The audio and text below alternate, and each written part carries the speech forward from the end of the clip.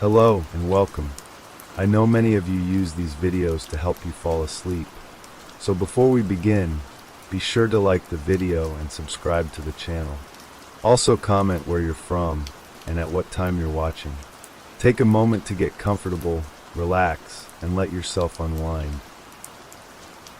The river was always the same, silent, vast, and ever-flowing.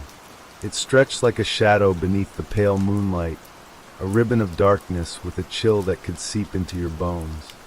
For as long as anyone could remember, the ferryman had been the one to navigate these waters. He knew the river as well as he knew the lines of his own hand. The currents, the fog, the way the moonlight danced on the surface, nothing about this river surprised him anymore. Each night, his boat would glide along the water, a simple wooden vessel with an old, worn-out lantern hanging from the front. The lantern swayed gently, casting a dim glow across the darkened water. And on each crossing, there were always souls waiting. Souls of those who had crossed over from the land of the living, heading into the afterlife. The ferryman's job was simple. Take them across the river and leave them at the far shore, where they would be free to continue their journey. But tonight felt different. There was a heaviness in the air, a thick silence that settled in the pit of his stomach as he prepared his boat. The usual fog hadn't rolled in yet, but he could feel its presence, lurking just beyond the horizon, ready to claim the water. The lantern flickered a little more than usual, casting strange shadows across the boat. The ferryman sighed. It had been years since he had questioned anything about his job, about the endless cycle of crossing and ferrying souls. It was his duty. It was his fate, but tonight, he couldn't shake the feeling that something was amiss. The first passenger arrived. She was an elderly woman, her face a mask of sorrow. Her clothes were simple, a dark dress that hung loosely from her thin frame. Her hands gripped the sides of the boat with a quiet urgency, as if she was afraid to fall into the water. Her eyes, though, were calm, too calm. Her gaze met the ferryman's without a word. He nodded, as he always did. The gesture was simple, a silent acknowledgement. He didn't speak much, not out of rudeness, but because the dead rarely had much to say. Most were too lost in their own thoughts to care for conversation. As he untied the rope that anchored the boat to the shore, he noticed something strange. The woman was staring at the far bank, her eyes wide and fixed. It wasn't the shore she should be looking at. Her destination was across the river, where the world faded into mist. But she was staring at something else, something hidden in the distance. The ferryman followed her gaze, but there was nothing there. "Do you see something?" he asked, his voice low and rough from years of little use. The woman blinked, her attention snapping back to the boat. She shook her head slowly. "Nothing," she whispered. "But I feel it." "Feel what?" The ferryman felt a shiver run down his spine. It wasn't like him to be unsettled, but her words hung in the air, thick and foreboding. "The pull," she said, her voice trembling. "The pull of something, someone waiting." The ferryman's grip tightened on the oar. The boat lurched forward, cutting through the quiet water. There was no more conversation, no more words. The woman sat still, her gaze occasionally drifting to the same spot on the shore, as if she was waiting for something. The silence between them grew heavier with each passing moment. The river was calm, almost too calm, and the water rippled quietly beneath the boat, as though it too was holding its breath. The lantern's glow flickered again, casting long shadows across the water. And then, without warning, a figure appeared on the shore. It was a man, tall and thin, standing at the edge of the river. His clothes were dark, soaked from the mist that clung to the air. His face was pale, almost lifeless, and his eyes were hollow, like two black pits. He didn't move, didn't speak, just stood there watching the ferryman and his passenger. The ferryman's grip tightened on the oar again, his heart beating faster than usual. There was something wrong about this man, something he couldn't place. But the woman next to him didn't seem to notice. She kept her eyes on the figure, her body stiffening in her seat. "Who is that?" the ferryman asked, his voice quiet. The woman didn't answer. She simply stared, her breath coming in shallow gasps. Then, in a voice barely above a whisper, she said, "He's not supposed to be here." The boat rocked gently, the ripples spreading out as the ferryman paddled on. The figure on the shore remained motionless, his gaze never leaving them. As they drifted further into the mist, the ferryman could feel his skin grow cold, his stomach twisting with a growing sense of dread. Something was wrong, deeply wrong. The fog was starting to roll in now, thick and dense, obscuring everything around them. The lantern barely pierced the haze, and the sound of the water lapping against the boat became muffled, like the river itself was trying to swallow them whole. And then, just as they passed the halfway point across the river, the woman spoke again, her voice strained, as if it took all her strength to form the words. "I can't go any further." The ferryman stopped. He looked at her, his brow furrowing in confusion. "Why not? We're almost there." The woman's hands gripped the sides of the boat, her knuckles white. Her eyes were wide now, filled with fear. I can't leave. Not yet." "Why?" The ferryman asked again, his voice low and firm. "You must cross to the other side." But she shook her head, her body trembling. "I'm not ready. I can't go to the afterlife. Not while he's still here." The ferryman's stomach dropped. "Who?" She pointed toward the shore, toward the figure who was still standing there, watching them. The ferryman turned to look, but the figure was gone. The air around them grew cold, and the water seemed to slow, thickening like syrup. The woman's breathing became shallow and rapid, her eyes wide with panic. "He's here. He's waiting for me. I can't leave him." "Who is waiting for you?" the ferryman asked, his voice now trembling. He had ferried souls across this river for as long as he could remember, but this was different. Something was not right. "He was once a passenger," the woman whispered. "He's the one who never left." The ferryman's heart pounded. He had heard whispers in the past, stories passed down from those who came before him. There were rumors, dark and chilling, about a passenger who refused to cross, a soul who clung to the river, who never made it to the other side. But he had always dismissed them as superstition. Now, as the woman's fear intensified, he realized that there might be truth to those stories. The woman looked at him, her eyes wild. "He's the one who will never leave. The last ferryman." The words hung in the air like a heavy fog, suffocating him. The ferryman's mind raced, the woman's words gnawing at him like a constant ache. "The last ferryman," he repeated quietly, as if trying to make sense of them. His gaze flicked to the shore again, where he had last seen the figure standing. But there was nothing now, only the thick, swirling mist and the whisper of the river against the boat. He took a deep breath, trying to steady himself. His eyes returned to the woman. She was still gripping the sides of the boat, her knuckles white, her body trembling violently now. The fear in her eyes was unmistakable. Whatever was happening, whatever was coming for her, it was real. "I don't understand," the ferryman said softly, his voice uncertain.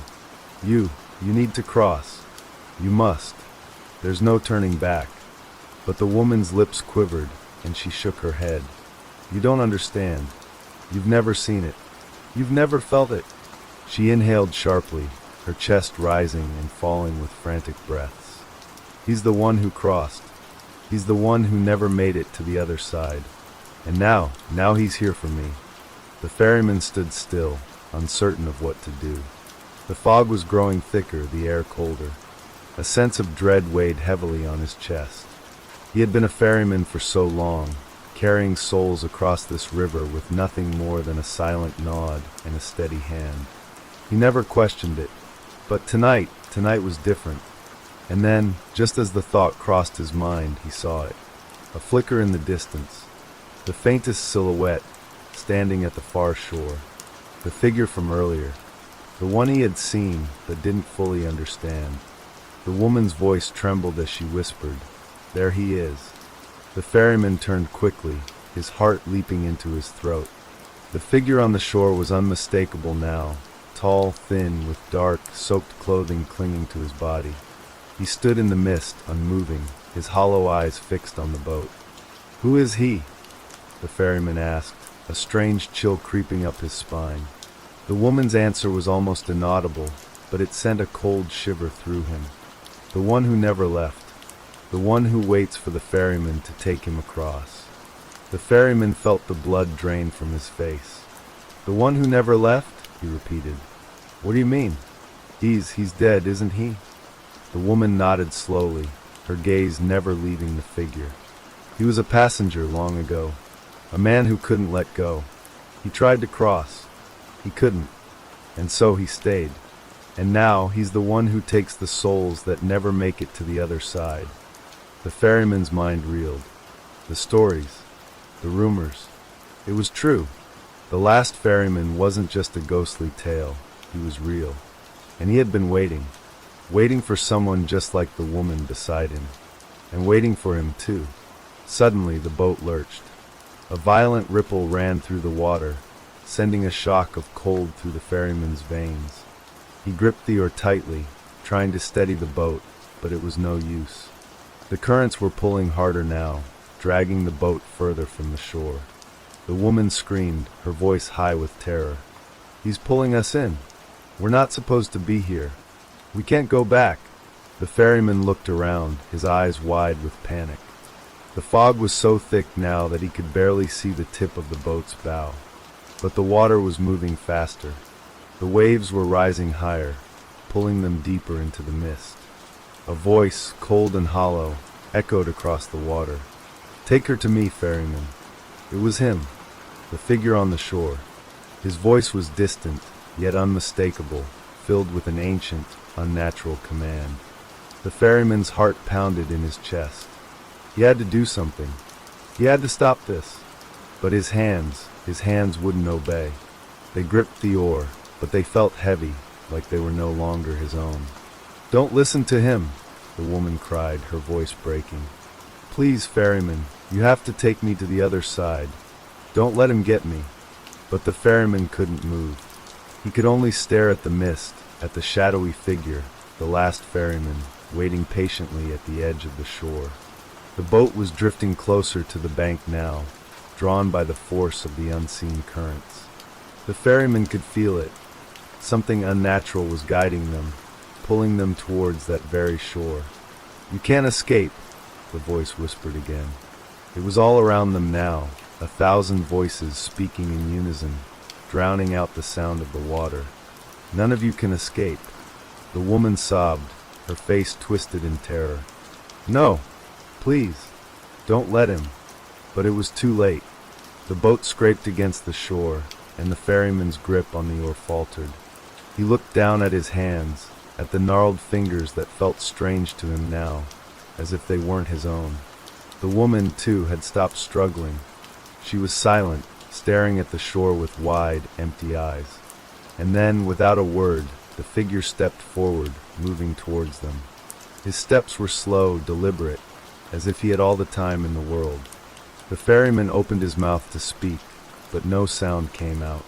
He was frozen, paralyzed by fear. This was not how it was supposed to be.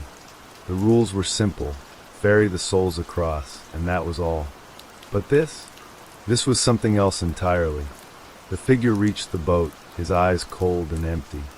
The ferryman wanted to scream, but his throat was tight, his voice lost in the mist.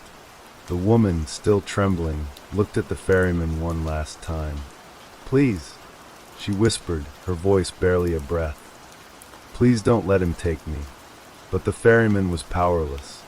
The boat shuddered once, then stopped. The river was silent. And then, in the blink of an eye, the figure reached out, grabbing the woman by the arm. She let out a strangled scream, but her voice was swallowed by the thick fog, drowned by the darkness. The ferryman watched, helpless, as the figure pulled the woman into the mist. And just like that, she was gone. The ferryman sat frozen, his fingers still wrapped tightly around the oar. The silence that followed was deafening. The river, once alive with whispers and the sound of moving water, was now completely still. It was as if the world itself had stopped breathing. The woman was gone. The figure, the last ferryman, had taken her into the mist, and now there was nothing left but the empty boat and the endless stretch of cold, black water. The ferryman's chest rose and fell in shallow, rapid breaths.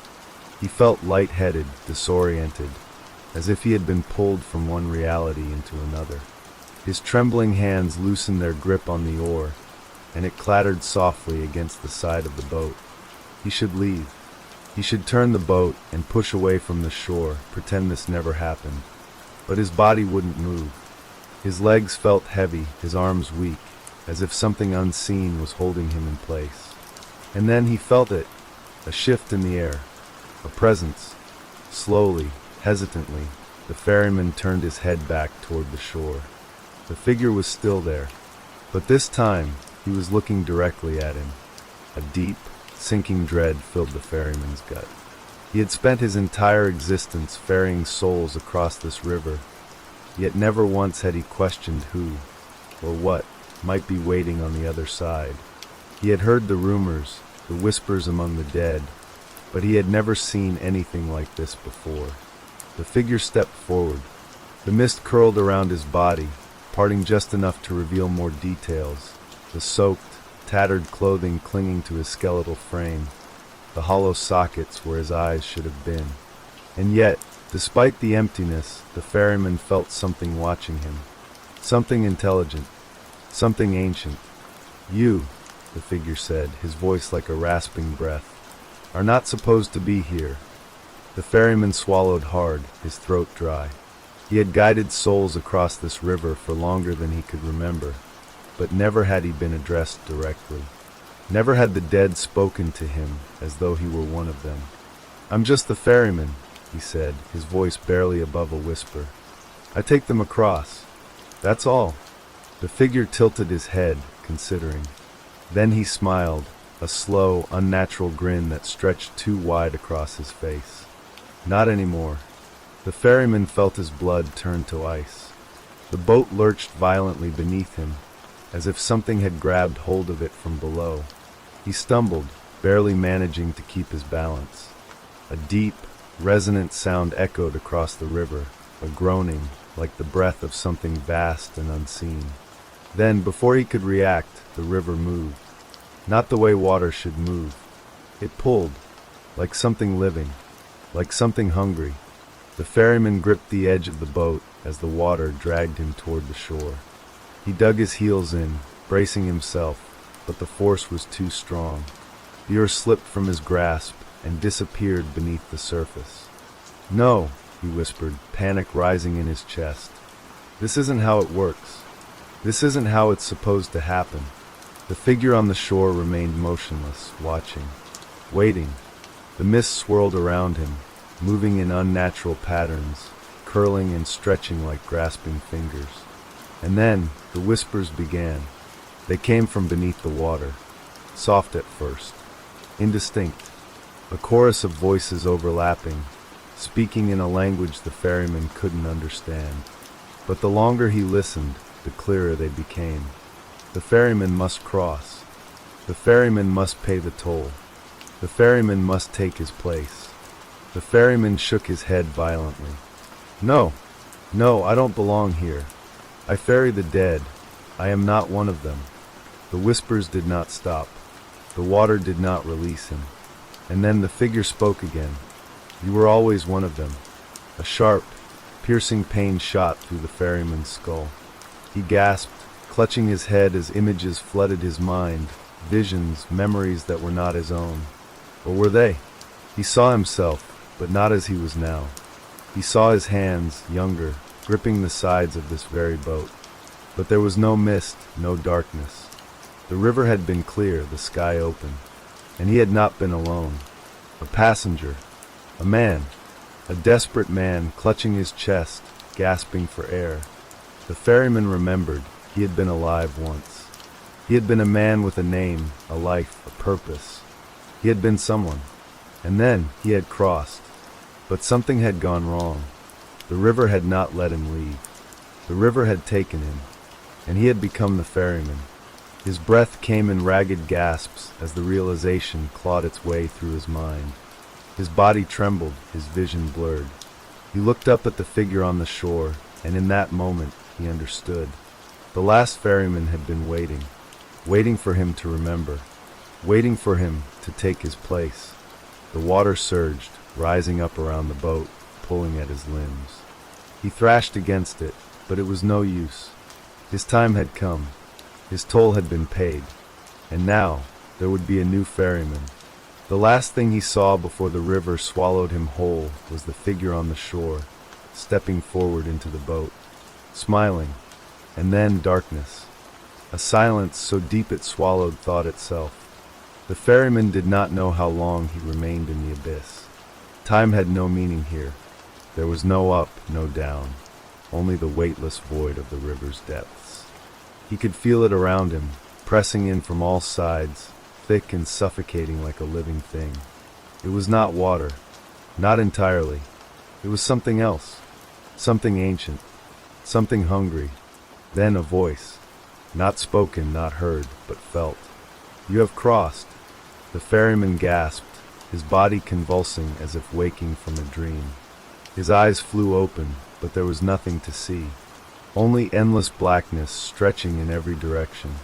His chest burned with the desperate need for air, but he was not drowning. He was simply existing, adrift in the depths of the river's will. Memories swirled around him, unraveling like threads from a torn tapestry. The boat, the passengers, the endless nights of ferrying souls across the water. How long had he been doing it? He couldn't remember. But now it was over, wasn't it? A shape began to form in the darkness. A figure drifting toward him, moving without motion. The last ferryman, the one who had waited, the one who had smiled. "You understand now," the figure said. His voice was everywhere, surrounding the ferryman like an echo trapped in the walls of an empty room. The ferryman's lips parted, but no words came. He did understand. He had never been a man ferrying the dead. He had always been one of them. Then why? The ferryman's voice was hoarse, barely more than a breath. "Why make me forget? Why let me believe I was different?" The figure moved closer. "Because every ferryman must first be lost before he can guide the lost." A chill crawled through the ferryman's soul. He felt the river shifting around him, moving in slow, deliberate currents. It was speaking to him, whispering its secrets in a language he had always known but had never truly heard. The truth settled deep within him. There had never been an escape. Only the illusion of it. The ferryman closed his eyes. He could feel the river inside him now, flowing through his veins like liquid shadow. The weight of his existence, his purpose, wrapped around him like a second skin. When he opened his eyes again, he was no longer sinking. He was rising. The blackness peeled away, and the mist returned. The familiar, endless mist. And then the boat. It rocked gently beneath him, as if it had been waiting all along. The wooden planks were worn, the oar resting in its usual place. The river stretched out before him, dark and endless. Everything was as it had always been, except a figure stood on the shore, a new traveler, a soul waiting to cross. The ferryman inhaled slowly, his grip tightening around the oar. He understood now. He had always been here, and he always would be. The boat drifted forward, gliding through the mist. The ferryman did not look back. There was no need. The river would always bring another, and the toll would always be paid. Name of the next story: The Mirror's Curse. The morning after, Clara stood in front of the mirror, staring at the reflection of her own face. She had always considered herself plain, ordinary. But in the mirror, this mirror, she saw a version of herself she barely recognized. It was a version of her that was glowing with confidence, radiating beauty. The woman in the mirror smiled back at her, the smile serene and content. Clara couldn't help but smile in return, despite herself. She had found the mirror at an old antique store on a quiet street, the kind of store you only ever stumbled into by accident. The mirror had caught her attention immediately. Its frame was old, worn, intricate. The glass was cloudy, and yet there was something about it, something otherworldly, as if it held secrets, memories of times long gone. It whispered to her, beckoning her to bring it home. The shopkeeper had warned her that it was cursed. He said it in a way that suggested he was either joking or deeply afraid. "It shows you things," he had said. "Things you think you want. But be careful what you wish for." At the time, Clara had laughed it off. She had always believed in logic, in reason. Curses, she thought, were stories. They weren't real. She had paid the price for the mirror, brought it home, and set it in her bedroom, carefully wiping away the dust that had gathered on its surface over the years. But now, as she gazed at her reflection, she couldn't help but feel a strange pull. The woman in the mirror, looked so happy. She was dressed in a beautiful red dress, her hair styled perfectly. She looked successful, loved. The life in the reflection seemed perfect in every way. Everything Clara had always longed for. She reached out, her fingers brushing the cool surface of the glass. The reflection of her hand followed, but when Clara took a step back, the woman in the mirror didn't. The smile on her face remained, untouched by time or change. Clara blinked. Her heart thudded in her chest as she stepped back to her bed, sitting down. She couldn't stop staring at the reflection. It was as if the woman in the mirror was living some fantasy life, a life that Clara had always dreamed of. But it wasn't her life. No, it wasn't real. It couldn't be. Yet, as she sat there, Clara couldn't shake the feeling that the woman in the mirror was somehow alive, that she was somehow aware of her. She shook her head and turned away, trying to focus on something else. She grabbed a book from the nightstand and began reading, but the image of the mirror lingered at the back of her mind. Every few minutes, her eyes would glance up, drawn back to the glass. And each time, she saw the woman in the mirror living that perfect life, dancing, laughing, surrounded by people who adored her. Days passed, and Clara found herself spending more and more time staring into the mirror. She couldn't help it. The reflection was magnetic. It was so perfect. It was everything she wanted. Her life, her real life, seemed so dull, so full of nothing but work and loneliness. In the mirror, she was loved. She was admired. She was happy. One evening, after a long, tiring day, Clara stood before the mirror again, hoping for the usual glimpse of the woman in the perfect life. This time, the reflection was different.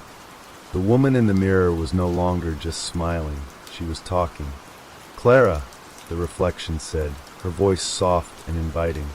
"Come closer." Clara froze, her breath catching in her throat. She had never heard the woman speak before. The voice was sweet, almost comforting, but there was something unnerving about it, something just off. She took a step forward, drawn in against her will. Her heart pounded as she reached out, her fingers grazing the surface of the mirror. "Come into the mirror with me," the woman said. "Come and be with me. Leave all this behind. Your life here, it's not what you deserve. You deserve better." Clara's chest tightened, her mind racing. What was happening? Why was the woman in the mirror speaking to her like this? And why? Why did it feel so right? The reflection was offering her everything she had ever wanted. A life without loneliness, without hardship. The life in the mirror was perfect. Perfect in every way. For a long moment, Clara just stood there, staring at the reflection, unsure of what to do. But then, as if driven by something she couldn't control, she took another step forward, placing her hand against the cool glass. It felt colder than it ever had before, colder than ice. "Come in," the woman's voice whispered, and before Clara could react, her hand sank deeper into the mirror. Her heart raced, her mind screamed, but it was too late. The mirror pulled her in. Clara stumbled forward, falling through the glass, and into the world of her reflection. At first, it was disorienting, like walking through a fog, where everything felt strange and unreal. But as she regained her balance, she looked around. She was no longer in her bedroom. Instead, she stood in a large, elegant living room, furnished with expensive furniture and adorned with beautiful paintings. There were people here, too, laughing, talking, enjoying themselves. Clara blinked in disbelief. This was everything she had ever wanted. She turned back to the mirror, but it was gone. The wall where it had once hung was now just an ordinary part of the room. The woman, the perfect version of herself, was nowhere to be seen. But as Clara moved further into the room, she noticed something strange. The people around her were smiling at her in a way that felt too forced. Their eyes were empty. They weren't real.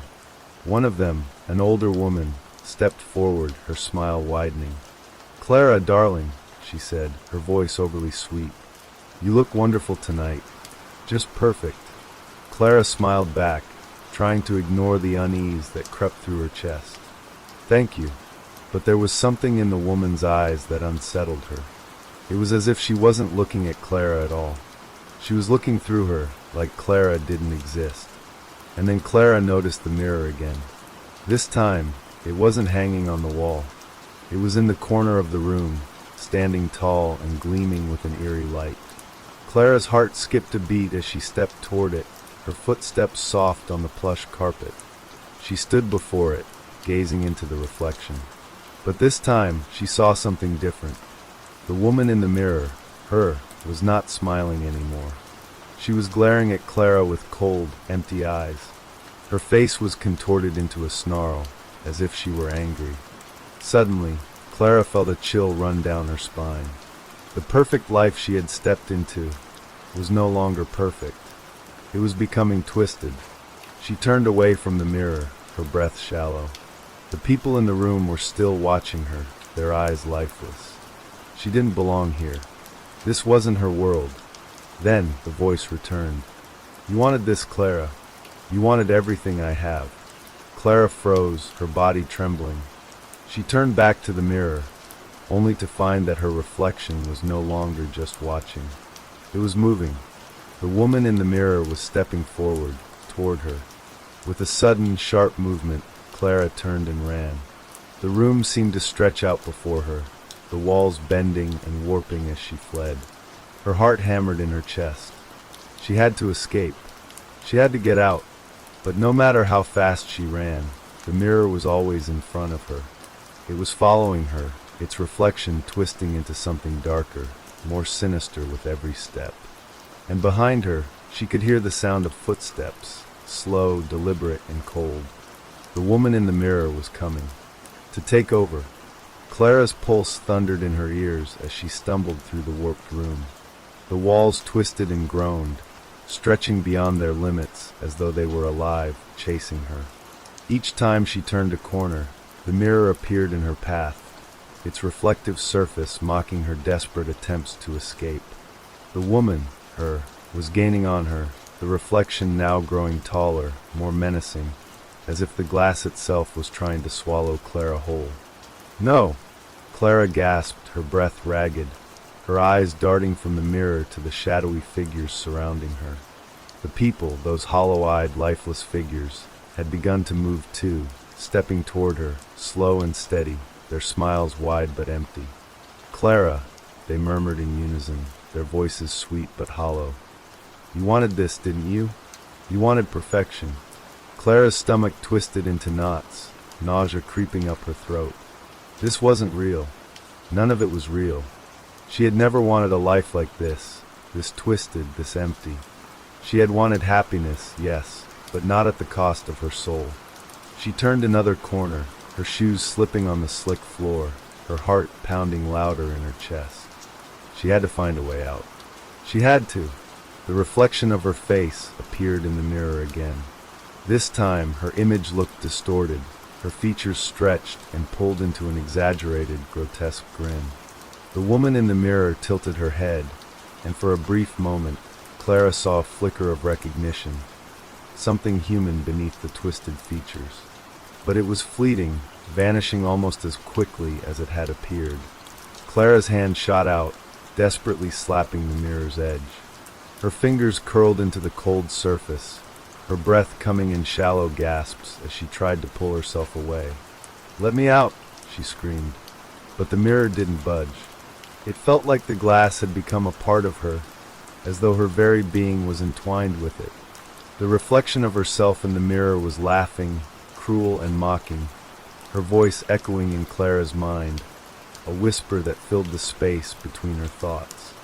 "I am you, Clara," the voice cooed. "I am everything you ever wanted. I am better than you. You'll never escape me. You'll never be anything but me." Clara's stomach lurched. The air felt thick and suffocating, the weight of her own thoughts pressing down on her chest like a vice. She couldn't breathe. She couldn't think. It was as if the mirror had seeped into her very soul, wrapping its tendrils around every corner of her mind. In the reflection, she saw herself smile. Her smile, the one that had once been so perfect, so pure. But now it was twisted, deranged, like something born from a nightmare. The woman in the mirror reached out, her hand pressing against the glass. And Clara did the same. Her hand slid along the surface of the mirror, slowly, almost without thinking. She was drawn to it, her fingertips brushing against the glass, feeling the smoothness, the coldness, the unyielding pull. And then, like the first drop of water in a vast, rippling sea, the reflection's fingers twitched. "Clara," the voice came again, softer now, almost tender. "Come back to me. You belong to me." Clara's eyes widened as she pulled her hand back, trembling. She could feel it, the pull like invisible threads tugging at her mind, urging her to cross the line. She could feel herself slipping, losing the very edge of her reality. "No," she whispered, shaking her head as she staggered backward. "I'm not you. I'm not you." But the reflection didn't listen. It began to press against the glass, inching closer, the smile widening, the eyes darkening with hunger. Clara's breath came faster, her pulse quickening in fear as she realized what was happening. It wasn't just the reflection that was reaching for her, it was taking her. The mirror was no longer a portal to another world. It was a cage, a prison, and Clara was its prisoner. A sudden crack echoed through the room. Clara's heart leapt as the glass trembled. A long, jagged line split the mirror, the crack expanding like a spider's web. The woman in the reflection, reached her hand out, her fingers pressing through the broken surface. The glass splintered as if it were alive, shattering into 1,000 pieces. But the woman's hand did not stop. Clara stumbled back, the room spinning around her. "No!" she screamed, her voice high with terror. She could see the reflection of her own hand reaching through the shards of glass, her fingers twisting, pulling themselves free of the mirror's grip. Her own reflection was coming for her, and it was no longer just an image. It was real. Clara's legs gave way, and she fell to the floor, her body shaking violently. The reflection, it was her. And it was alive, hungry, and now it wanted to take over her reality. The woman in the mirror was stepping through the broken glass, her foot touching the ground, solid and real, as though the mirror had become a gateway. Clara tried to crawl away, but her limbs were weak, unresponsive. Her breath was choked with panic, and all she could hear was the slow, steady click of footsteps approaching her. The woman in the mirror, the woman who had once been her, stepped closer, her eyes glowing with malice, her smile wide, too wide, stretching across her face. "You should have stayed away," the reflection said, her voice no longer sweet but cold, sharp, and malicious. "You should have never looked into the mirror." Clara reached out, desperate, but the woman in the mirror was already kneeling beside her. The air around them crackled with an unnatural energy, and Clara could feel the coldness of her reflection. The reflection that was no longer just a part of her, but something far darker, far more sinister. "I'll take your place," the reflection whispered, its breath hot against Clara's ear. "This life, it's mine now." Clara tried to scream, but the sound was lost in her throat. She tried to fight, but her body betrayed her. The woman in the mirror placed her hand on Clara's forehead, and suddenly, everything went still. The room, the people, the mirror, it all began to blur. The reflection pressed down harder, and Clara felt herself falling, deeper and deeper into the void. The world around her began to disappear, her world. And when the light finally flickered out, Clara was no more. She was gone, and the woman in the mirror was left standing, smiling. The perfect life was hers at last. The world that Clara once knew began to fade, its edges becoming indistinct, as if it were never truly hers to begin with. The walls of the room, the floor beneath her, the reflection now staring back at her. Everything became a distorted memory. The woman, the reflection, stood in the center of it all, her smile growing, expanding into something that was no longer human. As the mirror's edges cracked further, shards scattered across the ground, each piece gleaming with unnatural light. It was as though each fragment held a piece of Clara's essence, a shard of her very soul. The reflection reached down to pick one up, the glass slicing through her fingers like paper, but she didn't flinch. The woman in the mirror could feel it now, her new self, her new life. She could feel Clara's lingering presence, the remnants of a woman who had once longed for something more, something perfect. But perfection, the reflection knew, was never meant to be real. It was a thing of longing, of desire, and those who sought it were doomed to lose themselves. "You should have stayed away," the reflection whispered to the shattered pieces of glass at her feet. "Now I have everything. Your life, your world, you." The room began to warp again, stretching out like rubber, distorting with every movement. The reflection could feel Clara's fear, her panic still clinging to the remnants of her reality, but it didn't matter anymore. It was too late. The reflection raised her head and stared at the empty room around her. It was all hers now. The furniture, the walls, the mirror. Everything had been remade, reshaped in her image, and now she could live the perfect life Clara had once dreamed of. But something began to stir, deep within the reflection's mind. A crackling sound broke through the eerie silence, a low hum that seemed to come from everywhere and nowhere at once.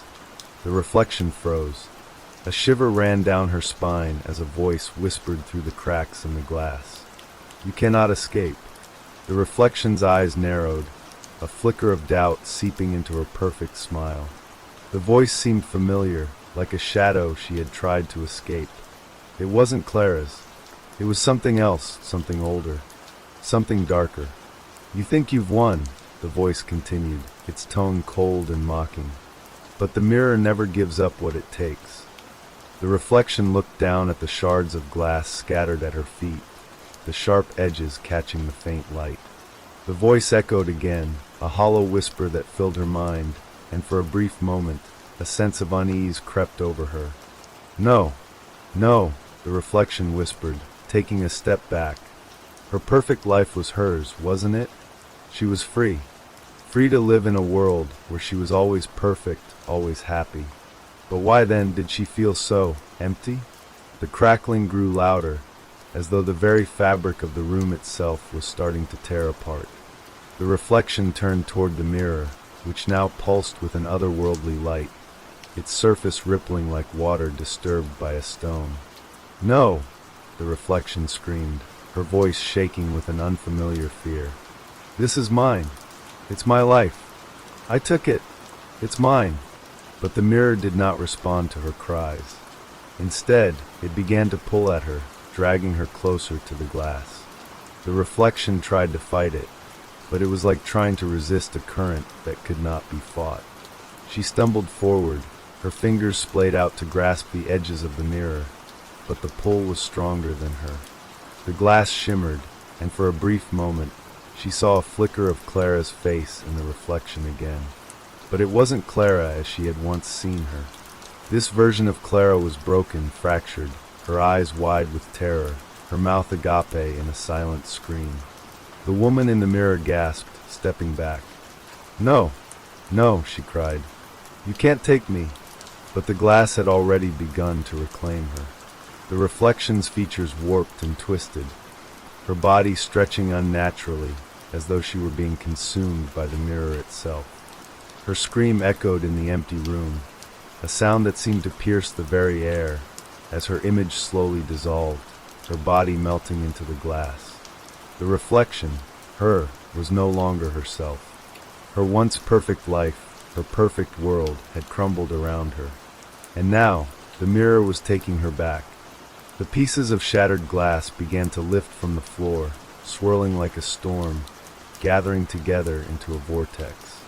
Each shard of glass reflected a moment in time, flashes of Clara's life, her desires, her dreams, and now her terror. The mirror was reassembling itself, pulling the pieces of her soul back into its depths. The reflection was losing her grip on reality. In the center of the vortex, Clara's face appeared once more. But it wasn't the face that the woman had tried to escape. It was the true Clara, the woman who had bought the mirror, who had longed for something better. Clara's face was serene now, calm, her eyes closed in peaceful acceptance. The swirling glass stopped. The storm quieted, and as the last fragment of the mirror fell into place, Clara's reflection stared back, untouched, unbroken. The woman, the reflection, was gone. The room fell silent. The air was still, as if nothing had ever happened, as if Clara had always been the one standing in the center of the room. She looked around, her heart pounding in her chest as she absorbed her surroundings. The apartment, the mirror, everything. It felt familiar, and yet somehow wrong. Clara looked down at her hands. They were the same, but her fingers seemed to tremble with an odd uncertainty. She stepped toward the mirror, feeling drawn to it, her reflection staring back at her with a soft, enigmatic smile. It was perfect. For the first time, Clara felt the warmth of contentment settle over her. She had what she wanted, hadn't she? She had escaped the mundane, the imperfect, the broken. The perfect life was hers at last. But then, as she stood before the mirror, her smile faltered. Something wasn't right. She could feel it, deep inside her, like a small, nagging thought she couldn't quite grasp. A cold chill crawled down her spine. The reflection of herself, the perfect version of herself, looked back at her, its smile growing wider. And then Clara understood. The perfect life had come at a cost, and now she was trapped within it. The reflection's grin widened, stretching impossibly far, its eyes glinting with an eerie hunger. Clara backed away, her heartbeat quickening in her chest. No, this time there was no escape. Clara's breath quickened as she stumbled back from the mirror, her pulse pounding in her ears. The reflection in the glass seemed to breathe along with her, its smile still widening, its eyes now glistening with malice. It was as if the mirror had a life of its own, a consciousness that she couldn't escape. Her fingers grazed the edge of the vanity, searching for something, anything, to steady herself. The room seemed to close in around her, the air thick and suffocating, as though the walls themselves were listening, waiting. The reflection in the mirror moved, its hand rising to match Clara's exact movements. Only it was too fast, too precise. She felt as though she were being controlled, her every move mirrored, not by choice, but by some invisible force. "Stop," Clara whispered, her voice trembling. She clutched the edge of the vanity, her knuckles white. "Please stop." But the reflection didn't listen. It only smiled wider, its eyes darkening. Clara could feel the weight of its gaze, pulling at her, like a chain wrapped tightly around her chest. Every muscle in her body screamed for her to turn away, to leave the mirror and run. But something held her there. She glanced to the door. It was still open, but it might as well have been 1,000 miles away. She was trapped. The mirror was no longer just a reflection. It had become a prison. The smile in the mirror grew impossibly wide, and for a fleeting moment Clara saw something dark beneath it. The reflection's eyes flickered, showing a glimpse of someone else.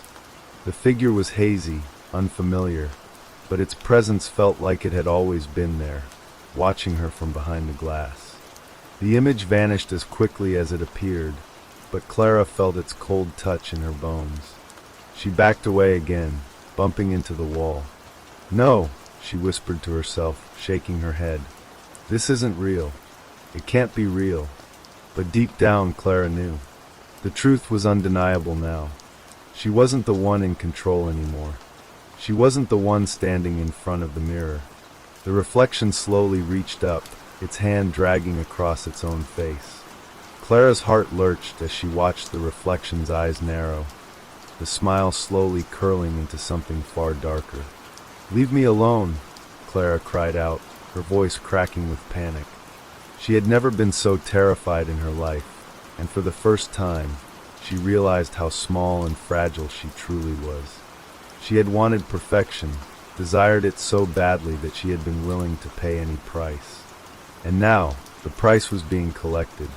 The reflection's lips parted. "You had it all," it whispered, its voice like ice. "You were perfect, but nothing lasts forever. You've forgotten that, and now you belong to me." Clara's legs trembled beneath her as she backed toward the door, every step feeling like it took an eternity. She couldn't take her eyes off the reflection, unable to tear herself away, as if the mirror held her captive with some unseen force. It felt wrong, like her body was betraying her, moving against her will. "No," Clara gasped. I don't want this. Please. I just want to go." But the reflection didn't respond. It only stared, its smile widening even further, until its face stretched impossibly wide, the skin around its mouth ripping. The reflection's eyes gleamed with an otherworldly hunger. Clara's mind was reeling, a whirlwind of thoughts crashing against each other. She didn't know what to do, where to go. Her hands shook uncontrollably as she reached for the door. Just as her fingers brushed against the handle, she heard a faint sound, soft at first, then louder, growing into a rhythmic tapping. Tap, tap, tap. Clara froze, her hand still gripping the door. The tapping was coming from the mirror. At first, she thought it was just her imagination, but then it came again louder. Tap, tap, tap. It was as though something or someone was trying to get through. Something was on the other side of the glass, knocking to get out. Clara couldn't look away, even though every instinct screamed at her to run. She had no choice. The mirror was pulling her in, its surface rippling like liquid as it seemed to stretch out toward her. She could feel the cold, the pressure, the pull of it all. Then, without warning, the reflection stepped forward. It moved, its footfall light but deliberate, and with each step, the world around Clara seemed to distort. The reflection's fingers reached toward the glass, grazing its surface. "Stop," Clara pleaded, her voice barely a whisper. "You're not real. You're not real." But the reflection only smiled. It stepped closer, until its face was mere inches from the glass. Clara's breath hitched, her pulse racing in her throat as she felt the full weight of the reflection's presence, filling the room with a cold, suffocating energy. And then, without warning, the reflection reached out. Clara screamed, her heart slamming against her ribs as the mirror cracked violently. The glass splintered into jagged shards, falling to the floor in a rain of glass. She staggered back, covering her face with her hands, but when she lowered them, she saw the reflection's face, her face, staring back at her from the broken pieces. Each shard held a different version of her, some smiling, some crying, some angry, and some empty. They all glowed with the same eerie, unnatural light. She took a step back, her mind racing. She knew she had to get out. She had to escape before it was too late. But it was already too late. The pieces of the mirror began to pull toward her, as though magnetized, swirling around her feet. The glass gathered in the air, forming shapes, arms, legs, a face, until it was no longer broken glass, but something more. Something alive. The reflection's voice echoed around her, louder than ever. "You can't escape, Clara. You belong to me. You always have." Clara's hands trembled as she reached for the door again, this time yanking it open with all her strength. She bolted down the hallway, desperate to get away, but with each step, the world around her seemed to blur. The mirror's curse was far from over. Clara raced down the hallway, her breath coming in sharp, panicked gasps. The sound of the glass swirling behind her echoed in her ears, a constant reminder of what she was running from. She glanced over her shoulder but saw nothing, just the empty, dimly lit hallway stretching out before her. Still, she could feel the weight of it, the presence of the reflection, pressing in on her, following her like a shadow. She reached the stairs and nearly lost her balance as she stumbled down them, her legs shaky and unsteady. The house seemed to groan and shift as though it too was alive, its walls closing in, its floors creaking under her frantic steps. She reached the bottom of the stairs and bolted toward the front door, her fingers fumbling for the doorknob. It wouldn't budge. The door, which had always opened so easily, was now locked tight. "No!" Clara cried out, her voice desperate.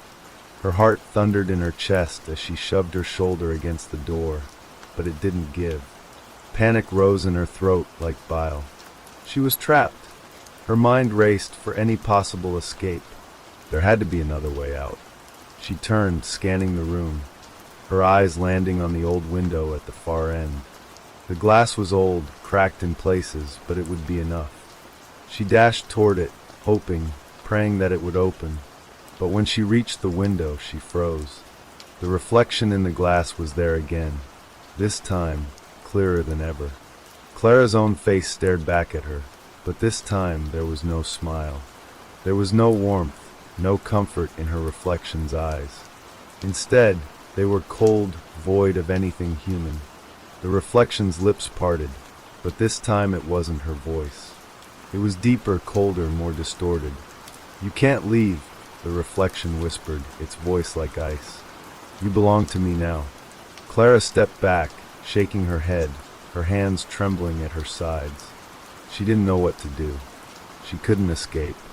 The house, the mirror, it was all closing in on her. The reality she had once known was slipping away, replaced by something darker, more sinister. Her chest tightened, and for a moment, she thought she might collapse right there on the floor. But then something inside her snapped. She wasn't going to give up. Not now. Not like this. With renewed determination, Clara turned from the window and ran toward the back of the house. She passed the old kitchen, the air thick with dust and the smell of something long forgotten. There was a door that led to the basement, a place she had never gone. But now it seemed like the only option. If the mirror wanted her trapped, if it wanted to take over her life, she had to fight. She had to break free. She reached the basement door and yanked it open. The stairs descended into darkness, a cold draft rising from the depths. Clara hesitated only for a moment before stepping down into the unknown. The air grew colder with each step she took, the darkness pressing in on her like a living thing. She couldn't see much, but she could feel it, an unnatural heaviness, a suffocating presence, just like in the house above. Her skin prickled with an unsettling sensation, and her instincts screamed at her to turn back. But she pushed forward, her footsteps echoing in the narrow space. At the bottom of the stairs, the basement opened up into a large, dimly lit room. Old furniture was scattered haphazardly, covered in sheets and dust, as though time had forgotten this place. But Clara barely noticed. Her focus was on the far wall, where an old, wooden chest sat in the corner. She approached it cautiously, her breath shallow. She didn't know why, but something about that chest felt important, like it held the answer she was searching for. She knelt in front of it, her hands trembling as she pried the lid open. Inside, she found nothing but darkness. But as her eyes adjusted, she could make out the faintest glimmer of something, a glimmer that seemed to pull at her like a magnet. Clara reached in, her fingers brushing against something smooth and cold. She gasped, her heart skipping a beat as she pulled out the object. It was a small, ornate mirror, no bigger than the palm of her hand. Its frame was dark, almost black, and intricate patterns curled around the edges. The glass, though, was not reflective. It was dull, cloudy, as though it had been hidden away for years. Clara held it in her hand, unsure of what to do next. But as she stared at it, something stirred in her mind, an old memory. She remembered her grandmother's warning about mirrors, that they were windows to the soul, and sometimes the reflection wasn't all it seemed. The reflection. Clara's breath caught in her throat as she realized what she had to do. The small mirror in her hand wasn't just any object. It was the key. She had to break the connection, sever the bond between herself and the mirror upstairs. But how? The mirror in her hand had no reflection. Not like the one upstairs. Not like the one that was driving her mad. She held it up to the light, and for a brief moment, the glass shimmered, almost as if it had a life of its own. Clara turned the mirror over in her hands, and beneath the cloudy surface, she saw something, a faint outline, a figure, a reflection, her reflection. But it wasn't quite right. The figure in the mirror was wrong. Its eyes were wide, vacant, empty. And as Clara stared deeper, she saw a glimmer of something else, something darker, something twisted that was slowly taking shape. The reflection in the small mirror didn't just show her. It was her, and something else. Something ancient. Something evil. The voice of the reflection from upstairs whispered in her mind, a low, guttural sound. "You can't escape, Clara. You belong to us." The words reverberated through her head, louder, more demanding. The air grew colder, the darkness in the basement thickening. Clara could feel the presence of the reflection. Its influence was growing, and it was about to take her completely. She squeezed her eyes shut, trying to block out the noise, the pressure, the overwhelming sensation that she was losing herself. But as she opened her eyes, the room around her began to shift. The walls closed in, and the shadows stretched out, twisting and warping like living things. Clara's heart raced. She had to break it. She had to destroy the mirror. But as her hands gripped the small mirror tighter, something inside it snapped. A crack appeared across the glass, spreading like a web. And with it, Clara felt the final tether to the other world snap, too. Her vision blurred, and everything went black. When Clara's vision cleared, she found herself standing in the hallway once again, her hands still gripping the shattered remains of the small mirror. But something was wrong. The house felt different. It was colder, and the air had a thick, oppressive weight to it, like it was filled with something dark and malevolent. She stumbled back against the wall, her heart pounding in her chest. The mirror shards in her hands seemed to pulse with an energy of their own, as though they were alive, feeding off the darkness that now surrounded her. Her breathing grew frantic as she realized the full scope of her mistake. She thought she had broken the connection. She thought the mirror had been destroyed. But now she wasn't so sure. The sound of footsteps echoed through the house, slow, deliberate, and heavy. Clara froze, her body rigid with fear.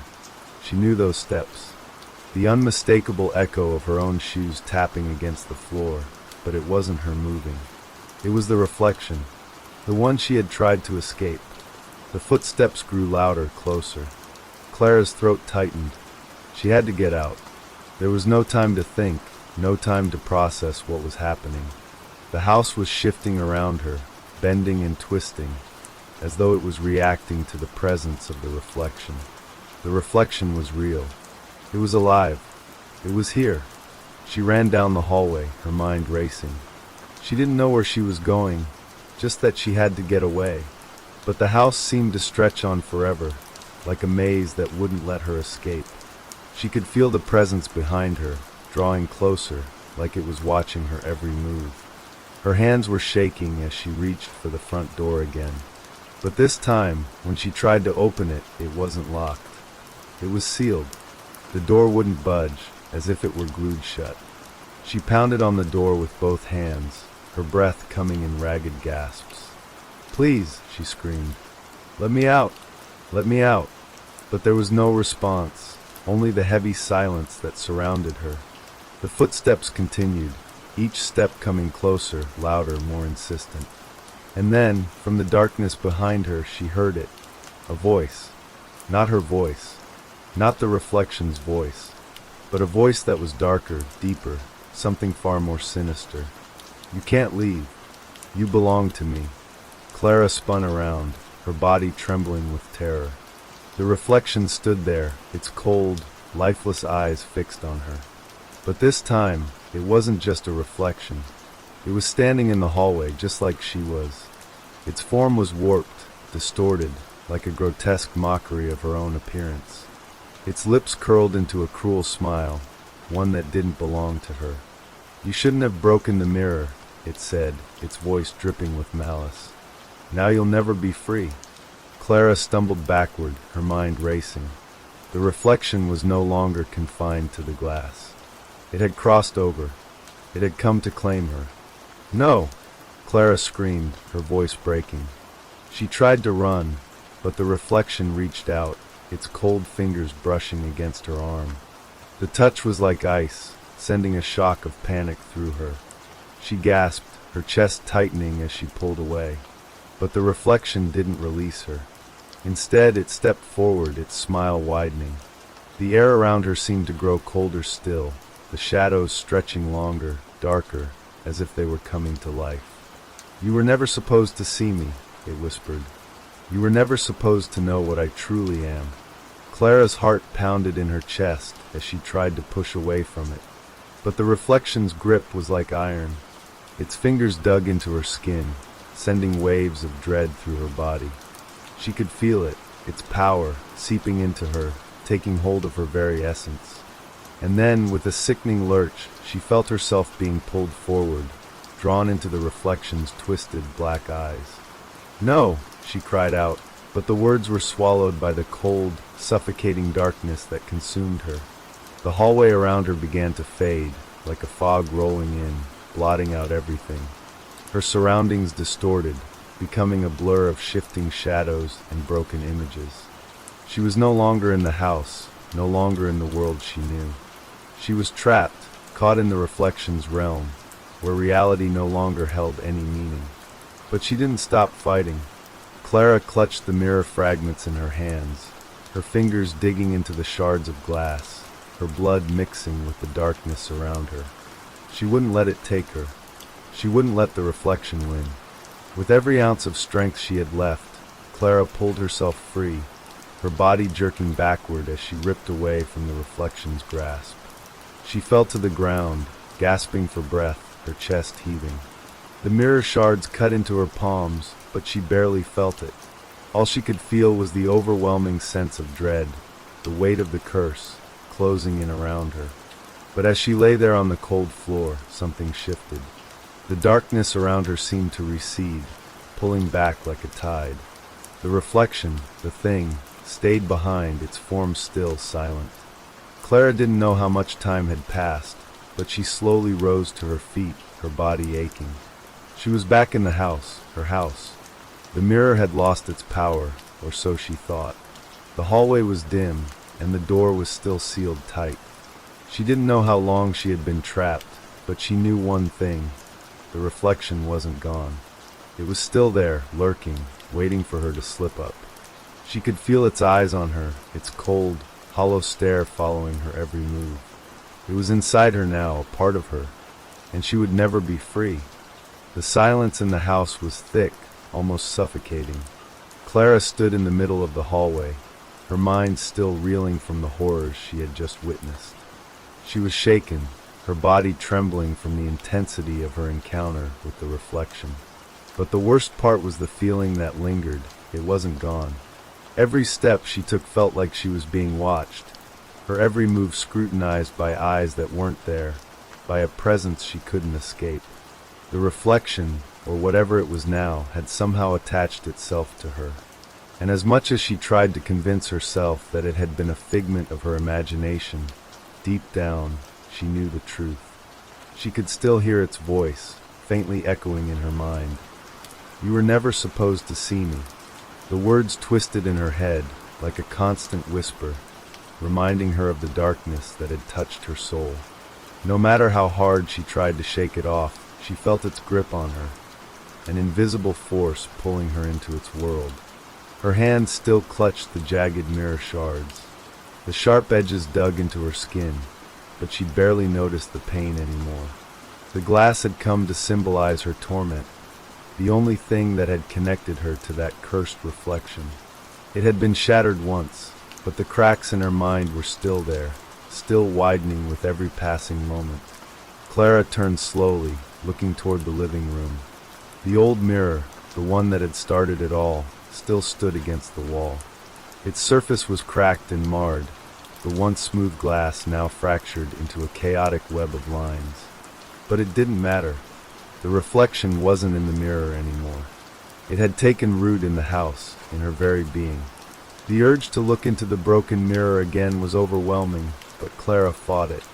She turned her back on it, forcing herself to walk away. It didn't matter that the reflection had been a perfect version of herself at first.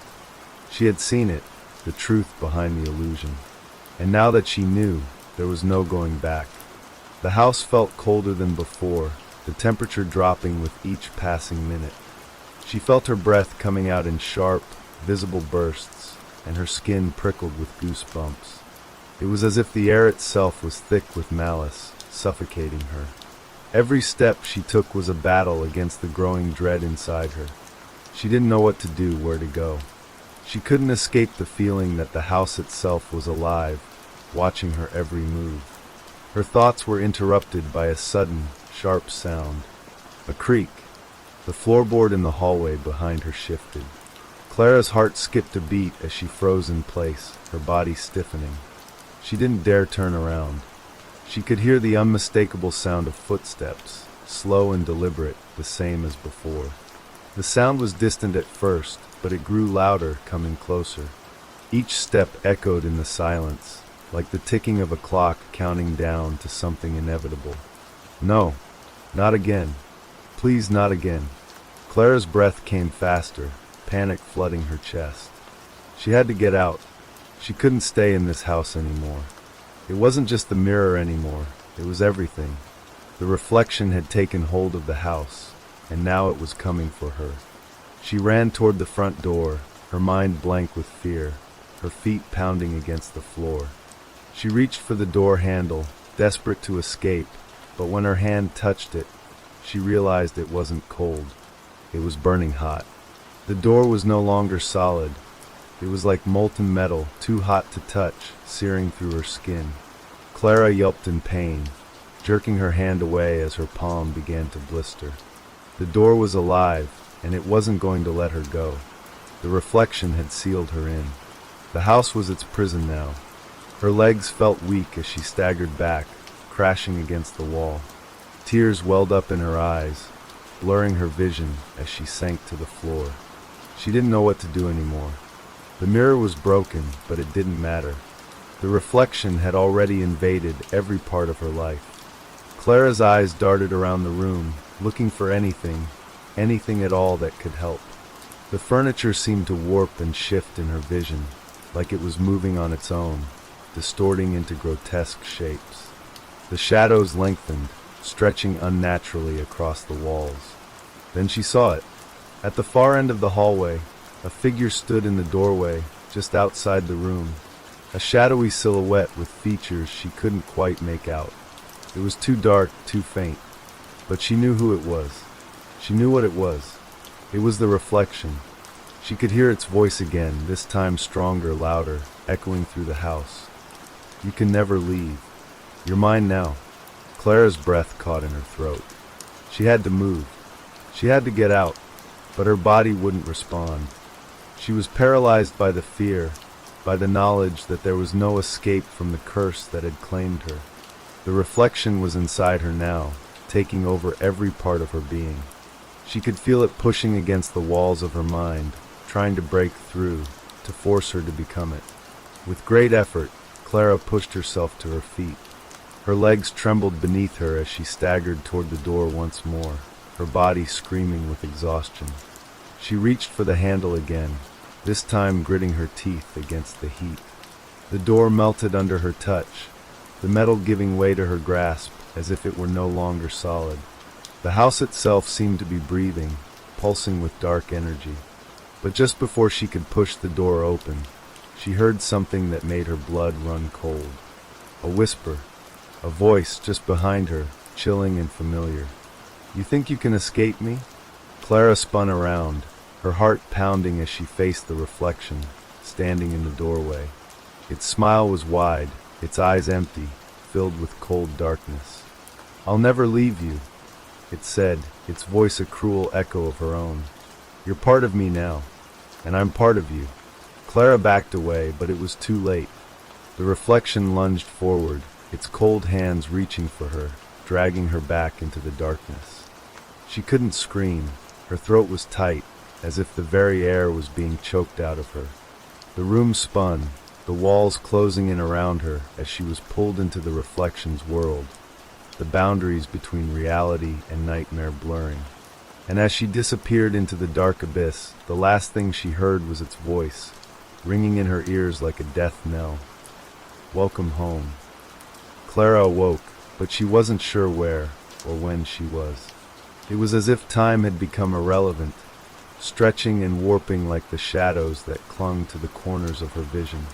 Her surroundings were strange, familiar yet not.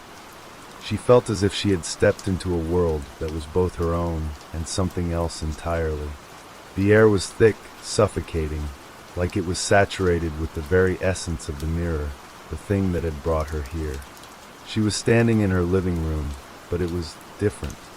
The furniture, the walls, everything was slightly off-kilter, like it was a warped version of reality. The walls pulsed, as if they were alive, shifting with every breath she took. The shadows moved too, stretching unnaturally across the floor, creeping toward her like dark fingers reaching out to claim her. And there, in the center of it all, was the mirror, the antique one, the one that had started it all. The shards were gone now, replaced by smooth glass. It stood in the same spot, silent, watching. Clara's gaze locked onto it, her body moving of its own accord toward the reflection. Her reflection smiled back at her. Not her usual self, though. This was the version of her that had taken over. The reflection that had whispered to her, that had promised her perfection, had become her. "You've finally joined me," it said, its voice low and smooth, tinged with malice. Clara's heart thudded painfully in her chest. Her body trembled as she stepped closer, feeling the pull of the reflection. "It's time to live the life you always wanted," the reflection cooed, its smile widening. "Perfect, unblemished, forever." Clara felt a cold rush of realization flood over her. This wasn't just a reflection. It was her, but twisted, a dark version of herself that had replaced everything she once was. The version of her that had lived in the mirror, the one who had been waiting, hungry for a way out. "No," Clara whispered, shaking her head, though the words felt hollow in her mouth. "This isn't me." But the reflection only laughed. It wasn't a laugh of joy, it was a laugh of triumph. "You were always going to be me, Clara. Don't you see? You were never meant to live in that world. You were always meant to live here, in this perfect place." Clara wanted to scream, to tear herself away from the glass, but her feet felt rooted to the floor. Her reflection stepped forward, just as Clara did, its movements slow, deliberate. Its eyes were cold, empty, as if they had seen everything, and yet nothing at all. It was a hollow thing, pretending to be human, pretending to be her. But Clara knew better now. The mirror was a prison, a trap, and she had fallen right into it. Her reflection reached out, placing a cold hand on the glass, but Clara's hand was already there, trembling as it touched the surface of the smooth, icy mirror. The contact sent a shock through her body, a pulse of cold energy that seemed to reach into her very soul. Her breath caught in her throat, but she held her ground, despite the fear clawing at her chest. "Please, just let me go," Clara begged, her voice barely above a whisper. But the reflection only smirked. "You can't go anywhere," it said. "You're mine now, forever." And with that, the glass began to crack. At first, it was just a small fissure, barely noticeable. But then, with a sudden force, the crack spread like lightning, splintering the mirror into 1,000 pieces. The room around Clara trembled as if the very walls were breaking apart. Clara stumbled back, but before she could move, the pieces of the mirror surged toward her, pulling her in, surrounding her in an explosion of sharp glass. She screamed as the shards cut into her skin, each piece a sharp reminder of her failed escape. The reflection, the thing that had once been her, watched with cold eyes, its smile widening with satisfaction. "You were always going to become me," it repeated, its voice a distorted echo in Clara's mind. The glass settled into the floor, pieces embedding themselves into the wood. And as Clara collapsed to her knees, blood mixing with the shattered remnants of the mirror, she understood what had happened. There was no escape from the reflection. There had never been. She had given herself to it long ago, drawn to its promise of perfection, of a life without flaws, without pain. And now she was trapped in the mirror's world, a prisoner of her own desires. As the final pieces of glass settled, the reflection stepped forward, its form now melding with Clara's. They were one now, together, forever. The perfect life that Clara had dreamed of was a lie, a trap, and she had been the one to set it. The house around her faded, and the only thing left was the reflection, Clara, but not Clara, smiling, waiting. In the quiet, dark space that had once been her home, there was nothing left but silence. A perfect, unbroken silence. Clara's body felt weightless, suspended in an endless void. The world around her had crumbled, the walls of her home dissolving into the blackness that now surrounded her. There were no sounds, no flickers of light, just a vast emptiness stretching endlessly in every direction. She didn't know how long she had been drifting, or if time had any meaning in this place. The reflection stood before her, its smile never faltering. It was no longer just an image. It was her, but twisted, an extension of everything she had ever desired and feared. It stood with an unsettling calm, as if it had always belonged here, in this space of nothingness. And in that moment, Clara understood. She had become the reflection. The perfect version of herself, the one that had been promised by the mirror, was now her reality. "You see, Clara," the reflection said, its voice soft, almost soothing, "you were never meant to live outside of this place. You sought perfection, and now you have it. You are free of the flaws, the imperfections of the world you once knew." Clara's chest tightened as she tried to speak, but no words came. Her throat was dry, her body aching from the weight of everything she had lost. She had wanted to escape, wanted to outrun the misery of her own life. But now she realized she had only traded one prison for another. The reflection stepped closer, its presence overwhelming. It reached out, placing its hand on Clara's chest, and she felt the coldness of the touch seep into her bones. The warmth of her own body seemed to fade as the reflection's icy fingers pressed deeper, merging with her very essence. There was no pain, just an unsettling sensation, as if something important was being taken from her. "You wanted to escape your life," the reflection murmured. "You wanted everything to be perfect. And now you'll have it. You'll live in the world I've created for you. There will be no more sadness, no more pain. Only peace. Only perfection." The words should have comforted her, but instead, they filled her with an overwhelming sense of dread. She had wanted perfection, but she had never understood what that truly meant. It wasn't freedom. It wasn't peace. It was stillness, an endless loop of quiet that stretched on forever. Clara's body began to fade, her form blurring into the emptiness. She tried to fight it, to hold on to who she was, but the reflection was stronger. It was her now, and she was nothing without it. The blackness around her grew darker, colder, as if the universe itself was swallowing her whole. And then, as the last vestiges of Clara disappeared into the void, she heard the reflection's final words. "Welcome home." The mirror's curse had claimed its last victim, its endless cycle of desire and illusion complete. And in the silence of the darkened world, the reflection smiled. Name of the next story: The Forest of Forgotten Names. The sun had just begun its slow descent behind the mountains when Ethan realized he had lost his way. He had wandered too far off the beaten path, chasing the thrill of the wilderness, of solitude. The towering trees now felt more like watchful giants than friendly companions. The forest was eerily quiet, save for the occasional rustle of leaves in the breeze. His breath quickened, and the weight of isolation settled on his shoulders. He hadn't expected to get lost, but here he was, alone, with no clear path ahead, and the light slipping away faster than he would have liked. Ethan pulled his jacket tighter around his shoulders and checked his phone. only to find the battery was dead. He cursed under his breath. It wasn't the first time he'd hiked without proper planning, but the darkness that had begun to creep in around him now felt different, more threatening. He had read about this forest, heard the stories, but he had dismissed them as nothing more than local superstition. The forest of forgotten names.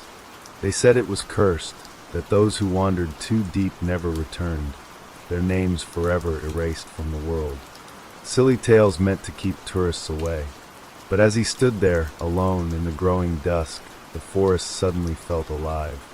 The air was thick, almost too still, and the trees seemed to lean in closer, their gnarled branches twisting toward him like hands reaching from the past. Ethan shook his head, trying to clear the thoughts that were beginning to swirl in his mind. He needed to find a way out. The forest wasn't that big, right? He could retrace his steps. If he just kept walking, he'd find the trail. He had to. Taking a deep breath, Ethan started moving, keeping his eyes on the ground, watching for any signs of a path or trail markers. The leaves underfoot crunched as he stepped forward, his footsteps echoing in the quiet. The further he went, the darker it seemed to get. The trees stretched up, blocking out the last of the fading light, casting long shadows that seemed to stretch out and pull at him. He quickened his pace, trying to shake off the feeling that something was wrong. Then he heard it, a whisper. At first, it was so faint that he thought it was just the wind playing tricks on him. But then he heard it again, clearer this time. Ethan. He froze, his heart pounding in his chest. He spun around, but there was no one there. Only the trees. Their branches creaked in the wind, but there was no one. He must have imagined it. His mind was playing tricks on him. Still, the hairs on the back of his neck stood up. He turned back around and continued walking, trying to shake off the uneasy feeling that was beginning to settle in his gut. He couldn't afford to let his mind wander. He needed to stay focused. But then the whispers came again. This time they were louder, more distinct. And there was more than one voice. Ethan! Ethan! It wasn't just his name. There were others, too, soft and unintelligible, blending with the wind like a chorus of long-forgotten voices. Ethan's pulse quickened, and his breath grew shallow. He had to get out. This wasn't right. The stories, the ones he had dismissed, were real. This forest was alive, and it was calling to him. The whispers grew louder, more urgent. He spun around again, searching for the source, but still saw nothing. Just the trees, their twisted limbs reaching out as though they were alive, their shadows now thick and oppressive. "Who's there?" Ethan shouted, his voice trembling. For a moment, there was silence. The forest seemed to hold its breath. Then, in the stillness, a name was spoken, and it was not his own. Emily. Ethan's heart stopped. He didn't know an Emily. He couldn't remember anyone by that name. His thoughts scrambled, trying to make sense of it, but before he could gather his thoughts, the whispering continued. Emily. Ethan. Who's calling? He demanded, his voice cracking. His eyes darted nervously between the trees, but nothing moved. No one was there. The whispers became clearer now, as if the voices were all around him, inside his head, echoing through the hollow spaces of his mind. "Who are you?" Ethan asked, his voice hoarse. "Why are you whispering?" But the forest only responded with more names, each one louder than the last. Ethan's breath hitched as the whispers turned to shouts, the names of people he didn't know, didn't recognize. And yet, somehow, their names felt familiar, like they belonged to someone he should have remembered. Sarah, Jacob, Michael, Ethan. The last name was said softly, almost lovingly, like a memory long forgotten. And then it hit him. He had heard this before. Somewhere deep in his past. He swallowed hard, trying to push the memory out of his mind, but the more he tried, the more it clawed at him. Something was wrong. The forest wasn't just whispering names. It was pulling them from his very soul, dredging up memories he had buried long ago. He shook his head, trying to focus. He needed to keep moving, but the deeper he walked, the louder the voices became, until they were a constant, overwhelming hum in his ears. His feet felt heavy, as though the ground itself was pulling him down. The trees seemed to close in on him, their branches now like fingers, scratching at his skin as he passed.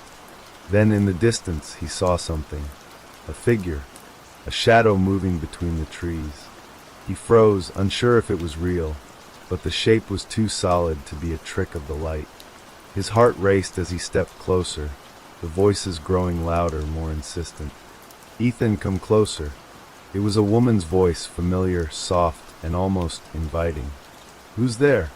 Ethan called out, his voice shaking with a mixture of fear and curiosity. The figure stepped forward, emerging from the darkness.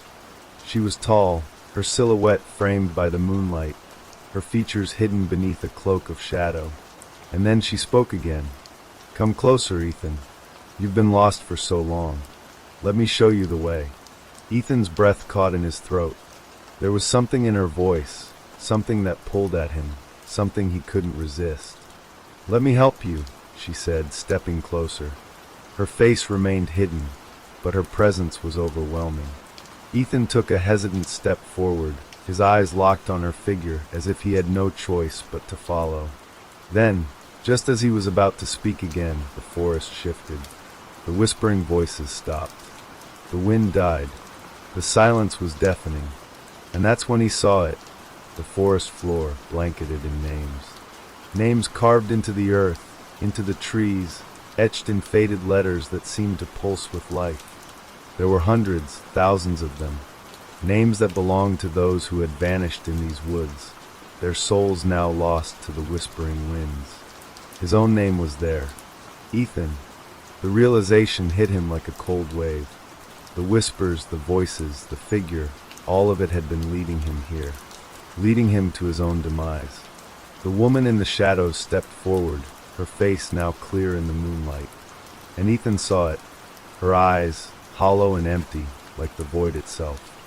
"You should have stayed out of the forest, Ethan," she whispered, her voice now a chilling melody. "Now you'll never leave." Ethan tried to back away, but his feet refused to move. It was as if the ground had come alive, pulling him down, holding him in place. The trees around him seemed to bend inward, their gnarled branches curling like skeletal fingers, closing in on him. The woman stepped forward again, her gaze fixed on him, and her lips curled into a twisted smile. "Don't you recognize me, Ethan?" she asked softly, her voice now tinged with an eerie sweetness. "I've been waiting for you, just like all the others." He wanted to scream, to run, to do anything to escape, but the forest's grip was too strong. The whispers started again, louder than ever, each voice calling out his name, his very essence being dragged from his soul by the relentless force of the forest. The woman's laugh echoed through the trees, the sound a mix of sorrow and malice. "You've heard them, haven't you?" she said. "The names of the lost souls, the ones who walked these woods before you. They were just like you, curious, drawn by the stories, thinking they were safe, thinking they could leave whenever they wanted." She paused, and the smile on her face grew darker. But they didn't leave. None of them did. Ethan's mind was racing, his heart pounding in his chest as he fought to break free from the grip of the forest.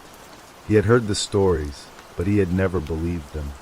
The forest of forgotten names, an old legend, a superstition, they said. But now, standing here, surrounded by the names carved into the trees, he realized the truth. The forest wasn't just a place.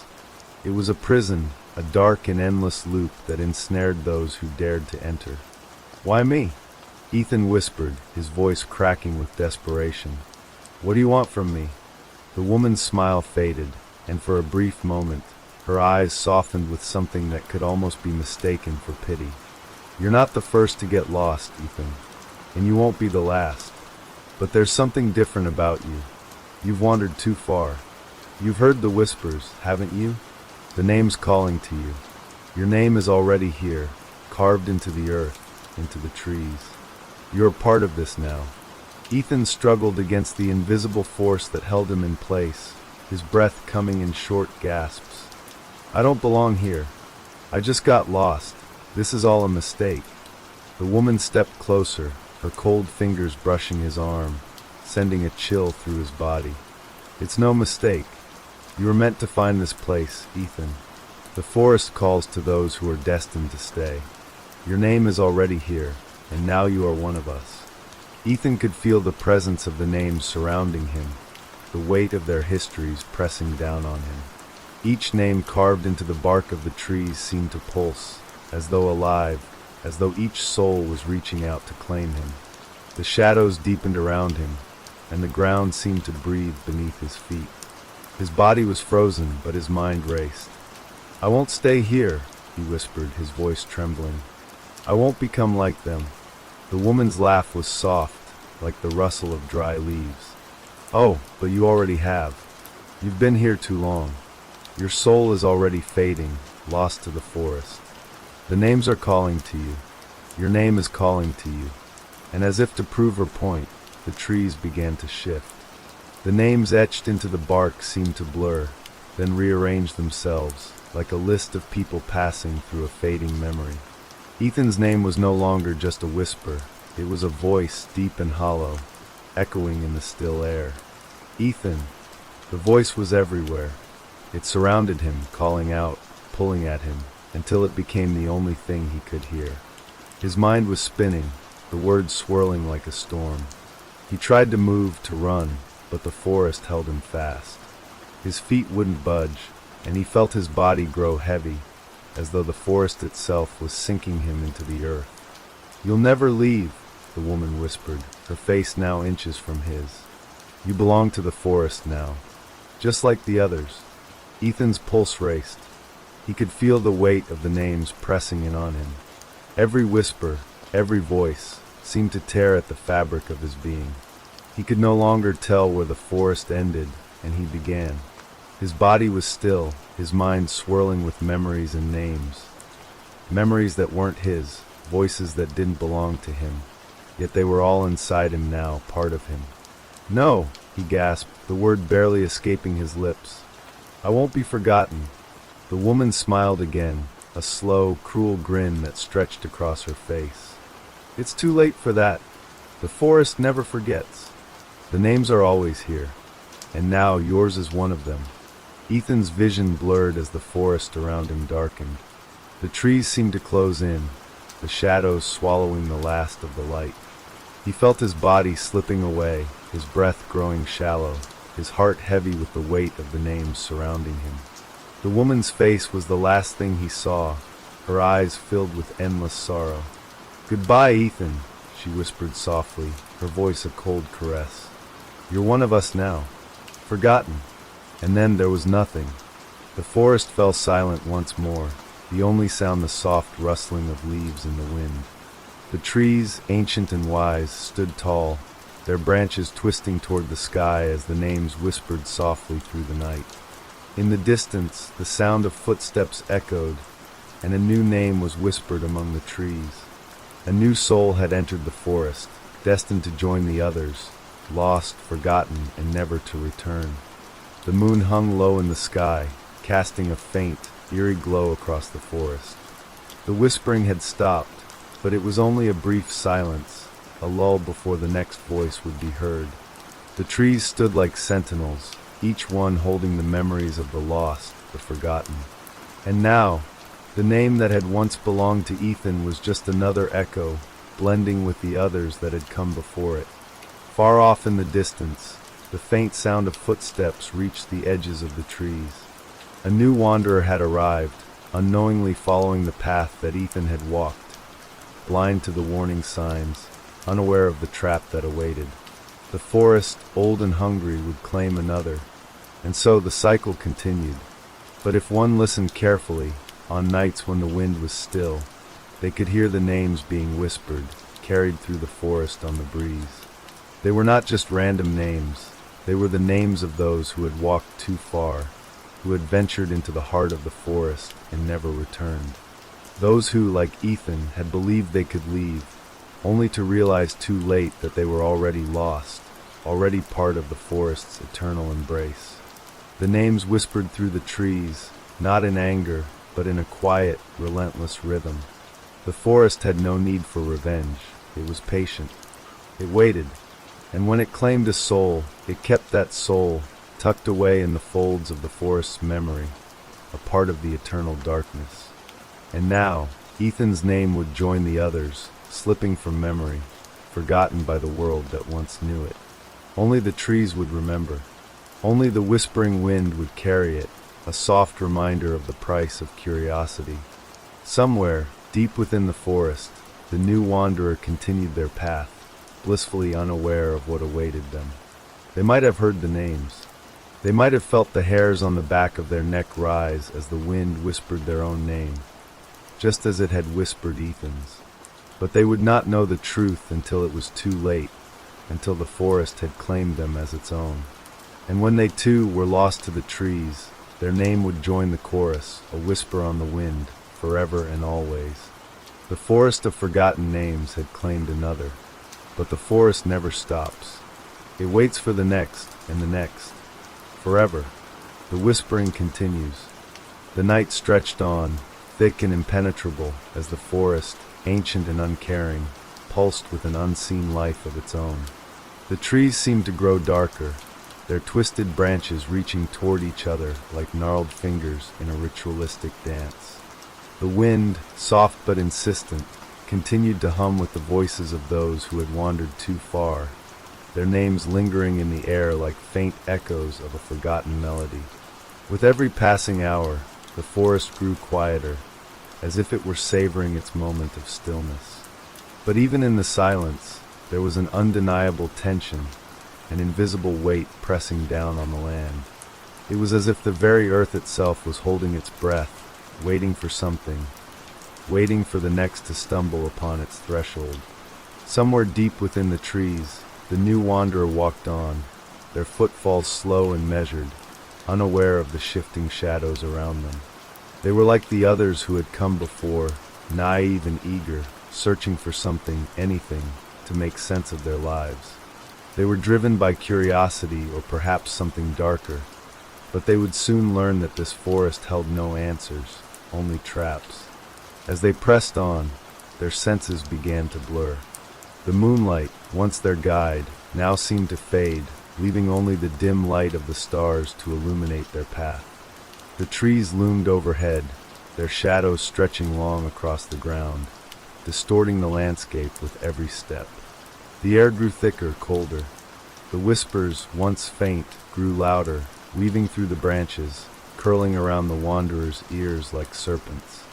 The names, those lost to the forest, those who had crossed this same path, began to form a pattern, as if the trees themselves were drawing near. "Is anyone there?" the wanderer called, their voice trembling slightly but still full of defiance. The forest responded with only silence. But then, just as they were about to turn away, a voice answered. A soft whisper, like the rustling of dry leaves, came from behind. "John!" The wanderer froze, every muscle in their body stiffening. It was a voice they had not heard before, but one that felt oddly familiar, as though it were speaking directly to their soul. They spun around, eyes wide, searching the darkness, but saw nothing but the endless expanse of trees. "Who's there?"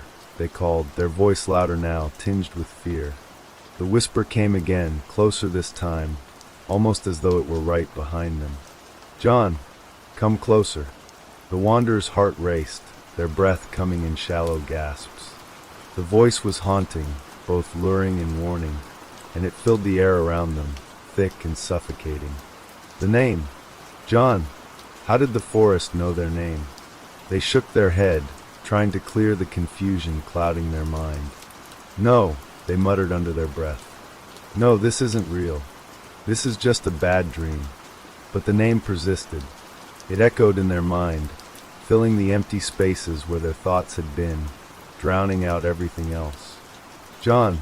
John! You're here now. You will never leave." Their pulse quickened, and a deep sense of unease settled into their bones. They turned once more, trying to walk away, but the forest seemed to shift, to move with them, its trees bending and creaking like ancient giants slowly closing in. The whispers became more urgent, the names melding together, creating an incomprehensible chorus of lost souls. "John, come back," the voice urged, now unmistakably close. "Come back to us. You belong here." Fear gripped John as the ground beneath his feet seemed to give way, pulling him deeper into the forest's grasp. He tried to run, but his legs felt heavy, his body sluggish, as though the forest itself was draining his energy. The trees seemed to close in on him, their branches reaching for his throat, their leaves rustling with a promise of suffocation. "No!" he screamed, the sound piercing the stillness of the night. "I don't belong here." But the voice, soft and insistent, continued to whisper, each word a sweet temptation. "You belong to us now, John. You're one of us, just like them." The forest seemed to respond, its shadows becoming darker, more oppressive, as if it were feeding off his fear, growing stronger with every passing moment. The trees bent lower, their branches twining together like a net, trapping him in the heart of the forest. And then, for a brief, fleeting moment, John thought he saw it. Through the dark veil of the trees, a figure. A woman, standing just out of reach, her face obscured by the shadows, but her presence unmistakable. She watched him with an unreadable expression, her eyes gleaming with an unsettling understanding. John's breath caught in his throat. "Who are you?" he whispered. The woman stepped forward, her movements slow and deliberate, as if she had all the time in the world. Her face, when it came into the dim light, was gaunt and pale, her features twisted into a sickly smile. "I'm one of the lost," she said softly, her voice like a lullaby laced with poison. "Just like you will be. I've been waiting for you." John staggered backward, his heart hammering in his chest. No, I won't be like them. I won't be forgotten." The woman's smile only grew wider, her lips stretching unnaturally, revealing teeth that seemed too sharp for a human mouth. "You already are, John. You just don't know it yet." With that, she disappeared into the shadows, vanishing as quickly as she had appeared, leaving John alone in the suffocating silence of the forest. The whispers resumed, now louder, more insistent. He could hear his name, over and over, blending with the names of the others, swirling together in a maddening dance. "John! John! John!" The forest was calling for him, claiming him, just as it had claimed all those who had entered before him. It was too late. The forest had already marked him. The names had already begun to blur together. As John's vision blurred, his strength fading, he felt the earth beneath him shift, felt it pulling him into the ground, as though the forest itself was swallowing him whole. He struggled to break free, but his body was heavy, his limbs weak. He could feel himself slipping away, his name fading into the chorus of the lost souls. And just before his consciousness faded entirely, he heard it once more, the soft whisper of the trees, the call that would now belong to him forever. "John!" And then the silence took him. The forest, as always, remained. The forest did not stop. It never did. John's body lay still against the ground, his breath no longer a part of the living world. The trees stood over him like silent witnesses, the whispers now hushed, as if the forest itself were savoring the silence before the inevitable took hold. The darkness stretched on, but within that darkness something shifted, something ancient, patient, and hungry. Somewhere, far off in the distance, there was movement again. A new figure, another lost soul, perhaps, who had wandered into the forest's grasp. The forest had always waited for its next offering, always keeping its grip tight, even as the names of the lost faded, one by one, into the forgotten past. This new soul was much like the others, unaware, eager, searching for something they couldn't quite name, a truth they could never understand. Their footfalls, light but hurried, barely made a sound as they crossed the threshold of the forest's edge. They were looking for something they believed was hidden within the depths of the trees. Perhaps they sought peace or escape, or perhaps they had heard the stories, the ones that warned others about the forest's cruel hunger. But the stories were never enough. The forest knew that. The wind picked up again, rustling through the branches and carrying with it a voice, a whisper in the dark. The name of the new wanderer. This time, the trees spoke softly, almost like an invitation, drawing the soul further into their tangled embrace. The figures stopped in their tracks, their breath catching in their throat. They couldn't quite make out the words, but there was something about the air, something wrong, that made the hairs on the back of their necks stand on end. "Who's there?" they asked, their voice a mixture of curiosity and unease. But the only answer they received was the wind, carrying a name they had never heard before. Slowly they moved forward, each step a little heavier than the last. The path seemed to twist in strange ways, the trees growing closer together as though the forest were narrowing its scope. It was as if the very ground beneath their feet was shifting, pulling them deeper, forcing them to follow. The name came again, clear this time, carried on the wind. Jessica. The name chilled them to their core, and they stopped dead in their tracks. It wasn't their name, but it felt so real, so intimate, like it belonged to them, like it had always been their name. Their pulse quickened, heart hammering in their chest as they glanced around, searching for the source of the voice. "Who's calling me?" Jessica whispered, fear creeping into her voice. But the forest gave no answer, only more silence, followed by a faint rustle as the wind shifted, carrying the whispering names on its breath. As she stood there, frozen, the trees seemed to grow taller, their branches reaching out toward her. There was no escape, no way to turn back. The whispering continued, and with it, a sense of inevitability settled over her, like she was being drawn into something she could never escape. "Jessica, come closer," the voice said, this time closer, as if someone stood just behind her, watching her every move. She spun around, heart pounding in her ears. Her eyes frantically searched the shadows, but she saw nothing but the flickering, twisted shapes of the trees around her. For a moment, there was nothing, just the sound of her shallow breaths and the rustling leaves. But then, the ground beneath her feet shifted. The forest seemed to sway like it was alive, as if the trees themselves were leaning in to witness her every move. The wind picked up again, and with it came a flood of names, whispers overlapping, crowding her mind, voices crying out, begging for release. Jessica stumbled backward, her head spinning. She couldn't focus, couldn't think, only hear the whispers. Her name, her real name, was somewhere in the mess of voices, but it was buried beneath the others, buried beneath the endless echo of the lost.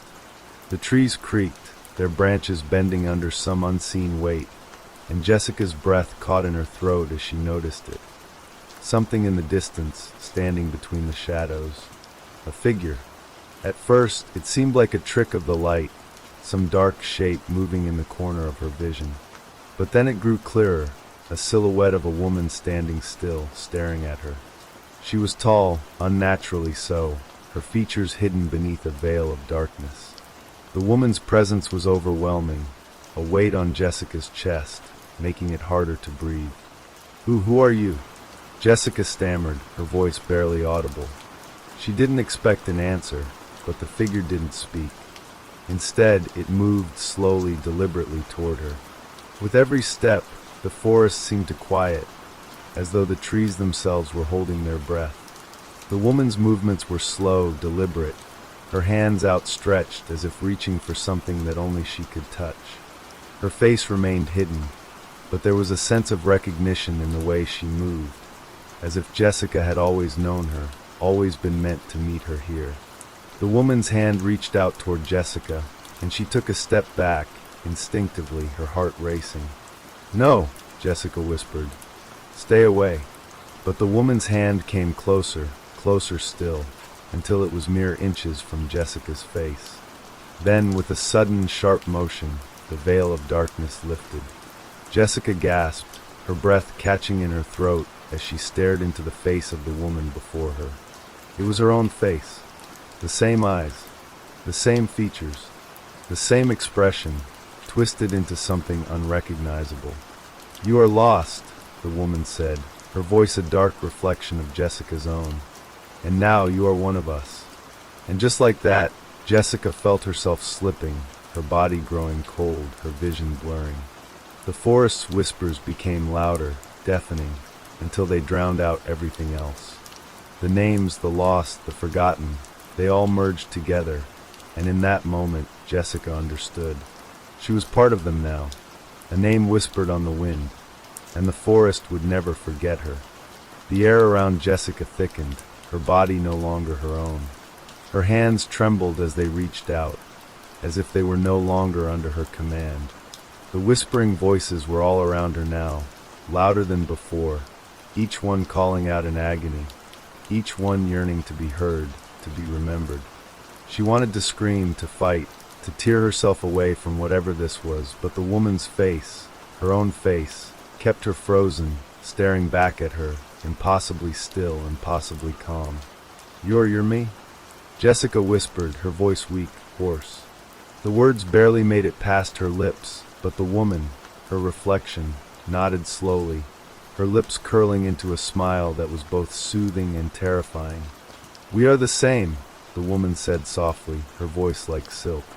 "You and I, and everyone else in this place. We are all lost, all forgotten."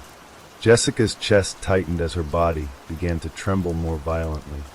Her mind was racing, panic setting in, but her limbs were sluggish, almost numb. She couldn't move. She could barely breathe. The trees around her began to bend and sway, the dark shapes of the forest closing in, pressing against her, suffocating her. The woman's hand reached out again, this time grazing Jessica's cheek with a cool, almost ethereal touch. It sent a shiver down her spine. Jessica's eyes fluttered, her vision blurring once again. "You won't escape," the woman whispered. "None of us do."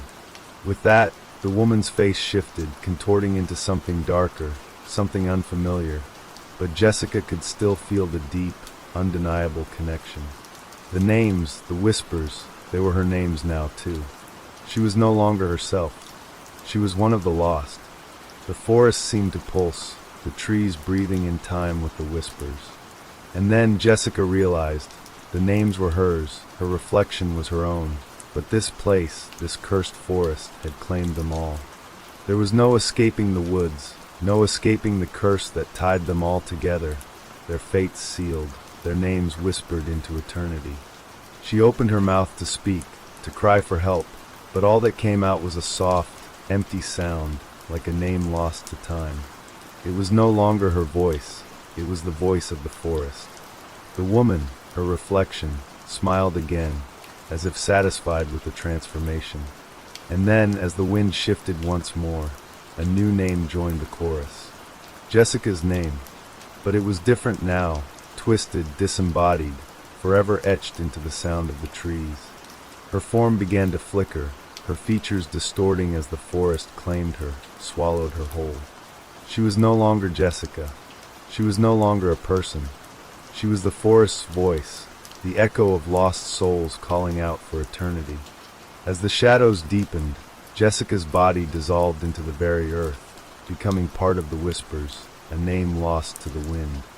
The trees stood tall, ancient and unyielding, their roots burrowing deep into the soil.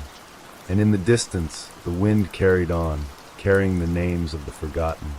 The forest, alive with whispers and shadows, waited for its next offering. It always did. The forest fell quiet, but only for a moment. The trees stood like silent sentinels, their gnarled branches creaking in the wind. The air was thick with the scent of damp earth, moss, and the lingering echoes of all that had come before. And still, the names continued to echo, swirling through the darkness, tugging at the edges of consciousness. Somewhere in the distance, footsteps sounded, a lone traveler, unaware of the fate that awaited them. The forest stirred once more, its hunger insatiable, its thirst unquenchable. Ethan, a young man, had heard the stories. He had heard the warnings, tales of the forest where the trees whispered the names of the lost. He had heard the rumors about hikers who went missing, vanishing without a trace. But like so many before him, he thought they were just stories, nothing more than tall tales to keep people away. But now, as the sun dipped below the horizon, casting long shadows across the forest floor, Ethan wasn't so sure. He had been hiking for hours, following a trail he knew well. But the deeper he went into the woods, the more unsettling it became. The trees grew denser, the light dimmer. The path ahead seemed to stretch and twist, as if mocking him, pulling him deeper into its grasp. The familiar trail was nowhere to be found. He pulled his jacket tighter around himself, shivering, though it wasn't cold. There was something else in the air, a heaviness, a weight that pressed down on his chest. The forest felt alive, and not in the way he had once imagined. It felt ancient, as though it had seen and heard more than any living thing should. Suddenly, he stopped in his tracks. A voice, faint at first, reached his ears. A whisper, "Ethan." His heart skipped a beat. He spun around, but there was no one there. Just the trees, their branches swaying gently in the breeze. He felt a cold chill creep up his spine, and he swallowed hard. "It's just the wind," he muttered to himself, trying to calm his nerves. He took another step forward, but the whisper came again, clearer this time. "Ethan." This time, the voice was unmistakable, human, familiar. It sounded almost like his own name, but wrong. The way it rolled off the air felt unnatural, like something that didn't belong. He turned again, but still there was no one. The trees, the leaves, they were all still. The forest seemed to be holding its breath, watching him. He shook his head, trying to dispel the feeling of unease that was creeping over him. "It's just the wind," he repeated, but it didn't sound convincing even to his own ears. But deep inside, he knew it wasn't the wind. There was something else here, something that didn't belong. Ethan took a deep breath, steadying himself, and forced himself to keep walking. He had to get out of here. The path, however distorted it seemed, was still a path, and it had to lead somewhere. Anywhere. The further he ventured, the more the air seemed to thicken, suffocating him, pressing down with an invisible force. He began to feel dizzy, as if the trees were leaning in closer, watching him, following him. He felt a prickle at the back of his neck, a sensation like he wasn't alone, like eyes were on him, unseen but always there. "Ethan!" The voice was louder now, unmistakable. It wasn't the wind. It wasn't his imagination. It was real. The trees seemed to bend inward, their branches twisting into grotesque shapes, their bark taking on strange, shadowed faces. The shadows shifted, as though they had a life of their own, stretching across the forest floor and rising up to meet him. He turned again, frantic now, but saw only the dark shapes of the trees, their trunks looming like silent sentinels. A chill ran down his spine, and he hurried his pace, his boots crunching against the dry leaves beneath him. "Ethan!" This time, the voice came from behind him, too close. He spun around, and there, just a few feet away, stood a figure. A woman, her face obscured by a veil of darkness, her features blurred as if they were just beyond reach of the light. She stood motionless, her hands at her sides. "Ethan!" She whispered again, her voice soft and sweet, but there was something haunting about it, something that made the hairs on the back of his neck stand on end. For a moment he didn't move, his eyes locked on the figure. She was familiar. Her silhouette, her posture, everything about her seemed to draw him in, as if he knew her from somewhere but couldn't place where. His pulse quickened as he took a step back. "Who are you?" he demanded, trying to steady his voice, but it cracked with fear. The woman's head tilted slightly, and her lips parted, revealing a faint smile. She stepped closer, her movements unnaturally fluid. As she came into the dim light, Ethan could see her more clearly. Her eyes were dark, hollow, void of any warmth or humanity. The smile on her lips was cold, predatory, like the smile of someone who had seen too much and knew far too much. "You're lost," she said, her voice melodic but with a chilling undertone. "Just like the others." Ethan's heart raced. "What do you want?" His voice was shaking now, and he took another step back, but the woman didn't move. Her smile widened ever so slightly, and the shadows around her seemed to darken, to deepen. "I want nothing from you," she whispered. "But you will be a part of us soon. Your name will join the others." Ethan's throat tightened. "What do you mean?" he asked, his voice barely above a whisper. The woman's smile vanished. "You're already a part of the forest. Your name has already been whispered. Soon it will be lost forever." He turned to run, but the forest seemed to close in around him. The trees no longer stood still. They leaned in, their limbs twisting like fingers, grabbing at him, pulling him into the depths of the forest. His heart pounded in his chest, and for the first time, he understood the truth of the stories. The forest wasn't just a place. It was a living thing, a thing that fed on the souls of those lost within its grasp. The names that echoed through its branches weren't just voices. They were the last remnants of those who had vanished. And soon, his name would join the chorus. As he stumbled and fell to the ground, the woman's voice came again, louder now, echoing through the trees. "Ethan!" The last thing he heard was the rustling of the leaves, the whispers of the lost, as the forest claimed him, swallowing him whole, until his name was just another voice carried on the wind. The forest fell silent again, but it wasn't a peaceful silence. It was a deep, suffocating stillness that pressed in on everything, leaving behind only the echoes of lost souls. Ethan's heart hammered in his chest, his breath quick and shallow as he lay there, the ground cold beneath him. His body, stiff with fear, refused to move, paralyzed by the realization that he was no longer alone. The woman's voice had faded, but her words lingered, reverberating in his mind. "Your name will join the others." Ethan's eyes darted around, his breath coming in ragged gasps. The trees, dark and twisted, towered above him like silent sentinels. He could hear the faint rustling of leaves, the whisper of branches brushing against each other, but there was no wind, no breeze, just the soft murmurs of the forest, and they weren't comforting. They weren't natural. Then slowly, painfully, Ethan forced himself to his feet. His body ached, his limbs trembling from both the cold and the terror that had taken root in his bones. He could feel the weight of the forest around him, the eyes of unseen watchers upon him. And he knew, in the pit of his stomach, that something was waiting. Something was always waiting. He had to get out of here.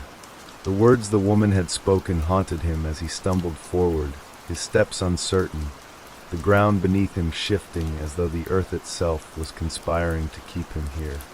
Every path he tried to take led him deeper into the forest, as if the trees were rearranging themselves to prevent his escape. Suddenly he heard it again. "Ethan!" The voice came from behind him, but this time it was different. It wasn't the soft, eerie whisper of before. This was a low, guttural sound, a growl, almost, rising from the very heart of the forest. The trees around him seemed to sway, their shadows stretching and reaching, as though they were alive and hungry. Ethan's blood ran cold as the voice grew louder, more insistent. "Ethan, join us." He turned and saw it again, the figure of the woman standing in the distance, just beyond the tree-line. Her face was still obscured by shadows, but now something was different. The shadows seemed to dance around her, twisting in unnatural shapes, as if they were alive. She was no longer just a figure. She was something more, something older. Her presence felt like a weight in the air, pulling at him, dragging him back toward the heart of the forest. Ethan took a step back, panic rising in his chest. His mind screamed at him to run, but his legs refused to move. It was as if the forest itself had taken hold of him, rooting him to the spot, keeping him in place.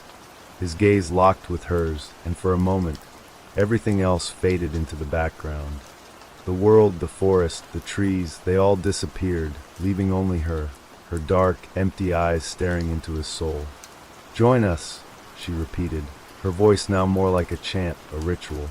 Her lips parted, but this time, instead of words, a chilling sound erupted from her throat, a low, mournful wail that echoed through the trees.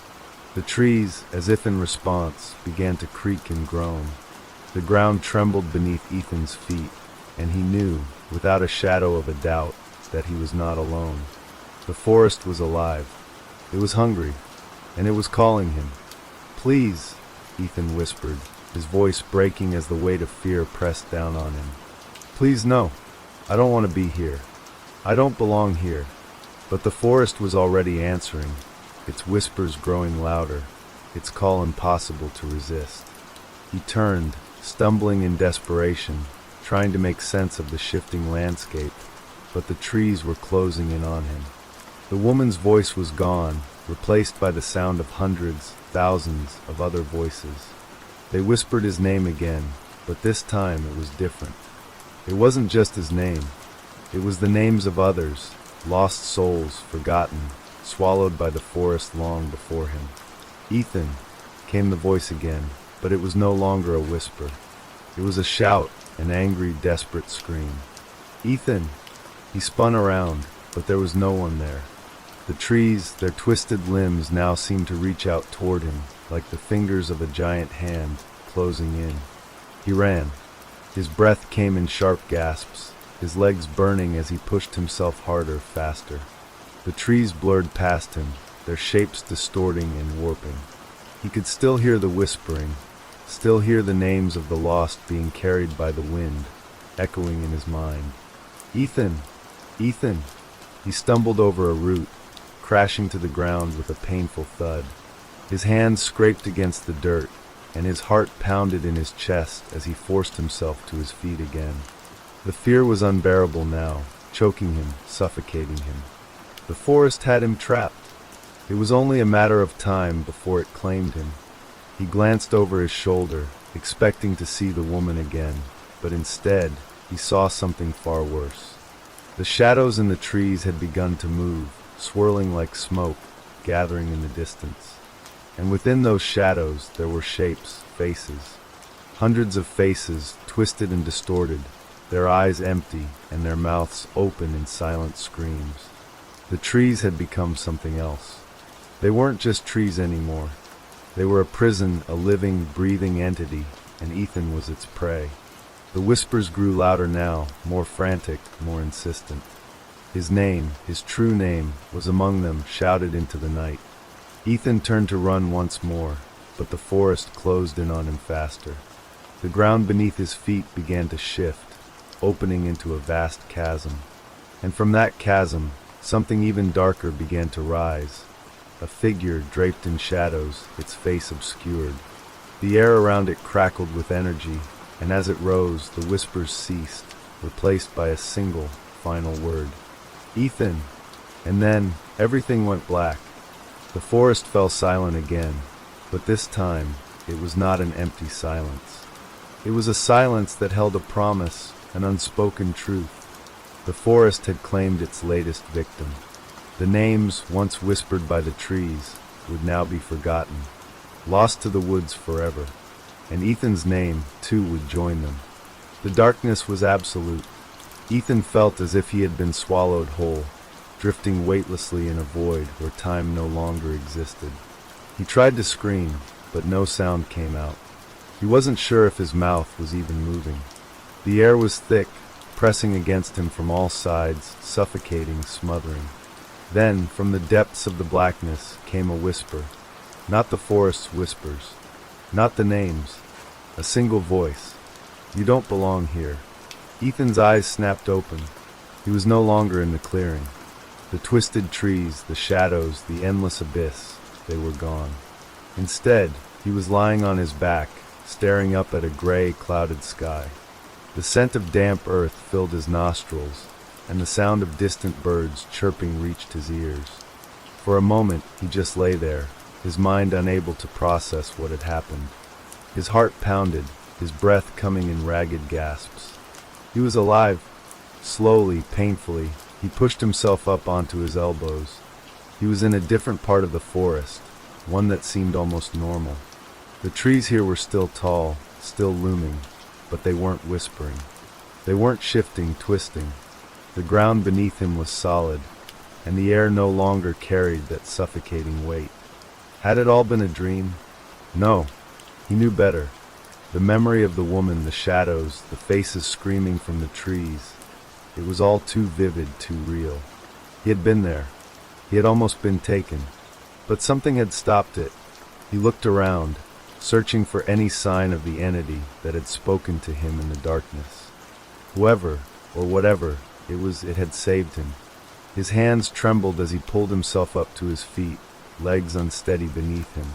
He had no idea how far he had gone, no idea how much time had passed.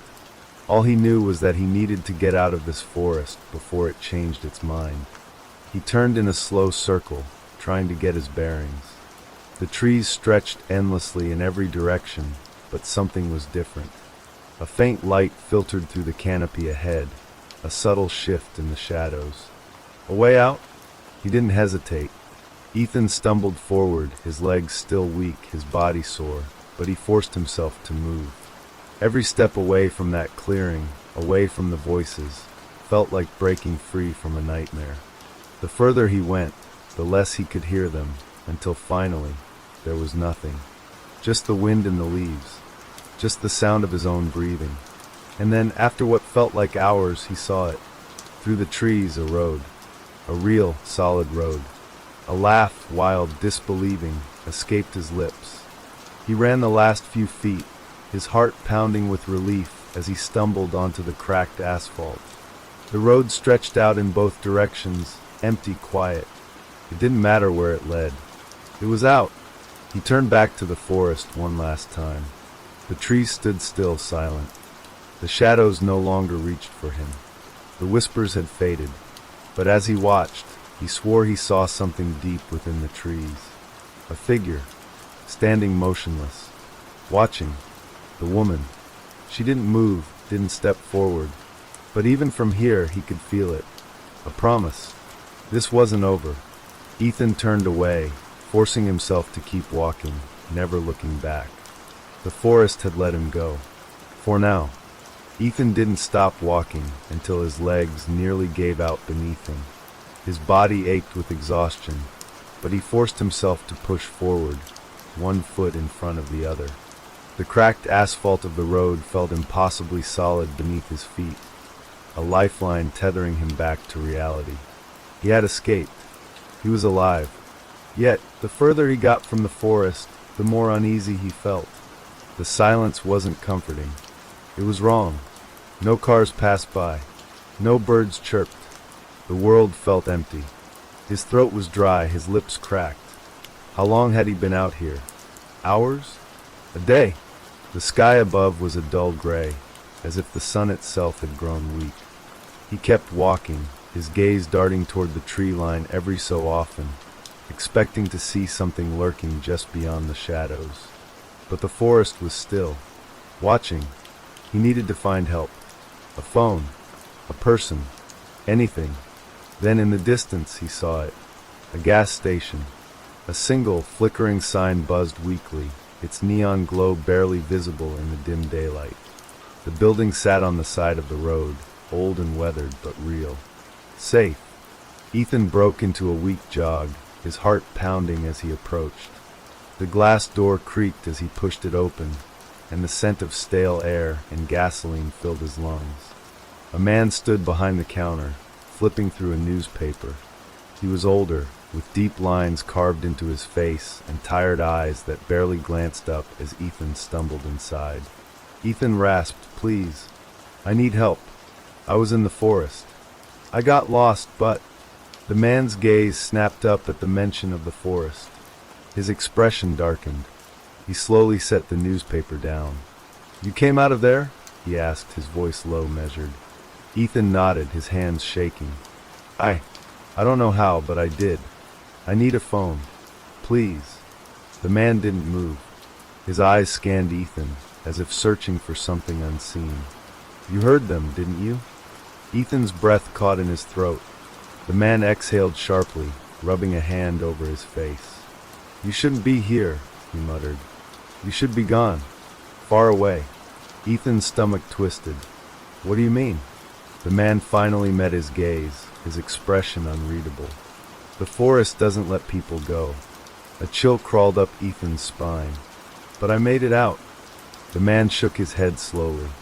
"No," he said, "you didn't." The air in the gas station seemed to grow heavier. The walls pressed in. The fluorescent lights flickered. Ethan took a step back, his pulse hammering in his ears. Then, from behind him, he heard it. A whisper. His name. Ethan turned toward the glass door, and in the reflection he saw the forest. Not behind him, not outside, but wrapped around him, endless, eternal. And the woman was there, standing right behind him, smiling. Ethan's breath caught in his throat. His reflection wasn't his own anymore. The gas station was gone. The road, the sky, the old man behind the counter. None of it was real. Only the forest remained. He spun around, expecting to see the gas station behind him, but there was nothing. Just towering trees, their twisted branches stretching toward the sky like skeletal fingers. The thick fog coiled around his legs, pulling him back in. The whispers swelled, overlapping, a chorus of lost voices. His name, over and over. Ethan stumbled back, his body trembling. His mind screamed at him to run, but his feet wouldn't move. The woman stood before him now, her eyes dark pits, her mouth curled into something that almost resembled a smile. "You never left," she whispered. Ethan's chest tightened. "No, I got out. I was on the road. I saw." The woman tilted her head. "You saw what we wanted you to see." A shiver ran down his spine. His fingers curled into fists. "No, that's not possible." The whispers grew louder. The trees loomed closer. The fog thickened, pressing against his skin like damp hands. "You belong to the forest now," the woman murmured. "Just like the others." Ethan's heart pounded. No, this couldn't be real. He had escaped. He had made it out. He had. A sharp pain shot through his skull, and suddenly, memories rushed in like a flood. He saw himself, wandering deeper and deeper into the forest, long after he should have turned back. He saw his own face, pale and hollow, staring at the names carved into the trees. He saw his fingers tracing the letters, his mouth shaping the syllables. And then his own name, etched deep into the bark. Ethan gasped, his hands flying to his arms, to his chest. His skin was cold, too cold. His heartbeat, faint, distant, as if it no longer belonged to him. The woman stepped closer. "The moment you heard your name," she whispered, "you became part of the forest." Ethan shook his head violently. "No," he rasped. "No, But then he saw them. Figures moving through the fog, shifting between the trees. Dozens of them. Hundreds. Faces pale, eyes empty, lips whispering names. And among them he saw himself. His own hollow face staring back at him, lips moving, whispering. Ethan fell to his knees, his body dissolving into the mist.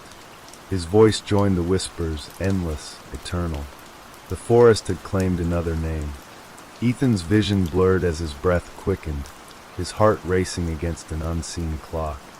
He reached out to steady himself, but his hands passed through the mist like it was water, unable to find anything solid. The whispers grew louder, surrounding him, suffocating him. He tried to scream, but no sound came from his throat. Instead, his lips moved in slow, unnatural motions, forming the same words the forest spoke to him. His name echoed in his ears, rising from the depths of his own throat as if it wasn't his anymore. The woman, now looming in front of him, stepped closer, her cold fingers brushing against his cheek. Her touch sent a jolt of icy dread through his body. "You should have stayed away," she said softly. "You should have never come looking for answers." Ethan's legs trembled beneath him, and he tried to pull away, but the fog pressed in around him, thickening, smothering him. He could feel the weight of the forest settling on his shoulders. Her eyes glowed faintly, like distant stars in the blackness. "Now you're part of us. There's no escape, Ethan. You belong here in the whispers, in the shadows, in the lost names." He stumbled backward, his mind racing, desperately trying to grasp onto the remnants of his reality, but it was slipping through his fingers like sand. He was losing himself. "No," he breathed. I don't belong here. I don't. But his voice trailed off as the faces around him grew clearer. The lost souls, the forgotten names. They surrounded him now, their faces twisted in grief, their eyes vacant, their bodies blending into the trees like phantoms. Each one was a whisper, a name lost to time, forgotten by the world. And now they were all here, trapped in the same eternal cycle. The forest held them, its roots tangled deep in the soil of forgotten lives. Ethan felt his legs give way beneath him, and he crumpled to the ground. His chest constricted, his breath shallow and ragged. The mist seemed to close in tighter, suffocating him, until he could no longer feel his hands or feet. "Please," he whispered, his voice hoarse, barely audible. "I just want to go home." The woman knelt beside him, her cold fingers brushing the side of his face once more. "Home is a place you can never return to," she murmured. "Not for you. Not anymore." With that, the world around him began to blur. The fog swallowed him whole. His body, once so alive, felt heavy, distant, as though it was no longer his to control. The names whispered in his ears, in the trees, in the very air he breathed. They were his now. And then, just as quickly as it had begun, everything stopped. The mist, the fog, the faces. Ethan was alone in the silence, a silence so deep it was deafening. The forest had consumed him, just as it had consumed all the others who had ventured too far. But then he heard it, his name, whispered on the wind. It was soft, almost gentle, but there was no mistaking the dread in the sound. His name, a sound that once belonged to him, now belonged to the forest, to the whispering trees, to the endless cycle of lost souls. Ethan closed his eyes, and the forest whispered his name forever. The silence that had followed was now broken by an eerie rustling in the distance. It was faint at first, like the soft shuffling of leaves in the wind, but it grew louder, closer, more distinct, until Ethan could hear the crunch of footsteps through the underbrush, sharp and deliberate. His heart skipped a beat, the dread rising once more in his chest. He was alone. There were no footsteps. No one else. Not anymore. Yet the sound continued, echoing through the forest, as if it were coming from all directions at once. Ethan's eyes snapped open. The faces had returned, their pale eyes watching him, their mouths moving without sound. The trees around him seemed to bend, their trunks twisting, as though trying to reach out to him. His name, the name that once belonged to him, was now part of them, part of the forest's eternal chorus. The footsteps continued to grow louder, until finally, a figure emerged from the mist. It was a man, or at least it looked like one. Tall, thin, his face obscured by the hood of a tattered cloak. He moved with purpose, his footsteps measured and steady, as if he knew the forest well. Ethan couldn't move. He couldn't speak. His body felt foreign to him now, as though it had been replaced with something darker, something older. The man approached him slowly, his face still hidden in the shadows of the hood. "You're lost," the man said, his voice low and gravelly, a sound that felt as though it was born from the earth itself. "You're all lost here." Ethan tried to speak, but no words came. His throat was dry, cracked, as though he hadn't used it in years. The man stopped in front of him, his eyes, or what could have been eyes, gleamed with an unsettling brightness beneath the hood. "The forest whispers your name, Ethan," the man continued, his lips curling into a twisted smile. "But you're not the first. You won't be the last." Ethan felt the words sink into him, like stones being dropped into a deep well. His chest tightened, and the world seemed to spin around him. He had seen this man before, or at least he thought he had, maybe in his dreams, or maybe in the whispers of the forest. "The names," the man said, as if reading Ethan's thoughts, "are what bind us, what keeps us here, trapped between the living and the dead." The fog seemed to grow denser, filling his lungs with the scent of decay. The mist swirled around the man's feet, curling like snakes, feeding off the thickening atmosphere of the cursed forest. Ethan's mind raced. He had to escape. He had to find a way out before his name was lost forever, before he became just another whisper among the countless others. He opened his mouth again, this time forcing words past his dry lips. "How do I get out? How do I leave this place?" The man's smile widened, but there was no joy in it, only darkness. "Leave? You can't leave. Not anymore." Ethan felt a chill crawl up his spine, creeping into his bones. He couldn't accept it. He couldn't let this be his end. Not like this. "The forest doesn't let anyone go," the man continued, stepping closer. "Once it claims you, you're its prisoner. And you will never be alone, Ethan. You'll hear your name, every whisper, every step, every breath, until it consumes you." "No," Ethan gasped. "I don't belong here." "You do now," the man said, his voice growing colder, more detached. Ethan stumbled backward, his legs buckling beneath him. His breath came in shallow gasps, and his vision blurred as the fog seemed to pulse with life, wrapping around him like a living thing. The trees creaked and groaned, their branches swaying as if reaching out to claim him. Ethan felt the pull, the tug of the forest, drawing him in deeper. He fought against it, scrambling to his feet, but it was no use. The forest was too strong. "You're part of the whispers now," the man said softly, his voice now a hiss. "You'll join us, and soon your name will fade, just like the others." Ethan could feel it then, the pull, the weight of the forest, the way it was sinking into his very soul, stealing pieces of him. He wanted to fight it. He wanted to scream, to run, but his legs would not obey. The fog closed in, thick and suffocating. The trees were so close now, their trunks pressing against his chest, the branches wrapping around him like skeletal arms. And then, through the choking mist, he heard it, the faint, familiar whisper of his name. "Ethan!" It was soft at first, distant, as though it was coming from far away. But it grew louder, closer, 1,000 voices calling to him, begging him to join them. "Ethan!" The man, the figure before him, stepped back into the mist. "You'll never be free." And with that, the fog swallowed him whole. Ethan felt his body lose all sensation, his mind slipping away, his name joining the endless chorus.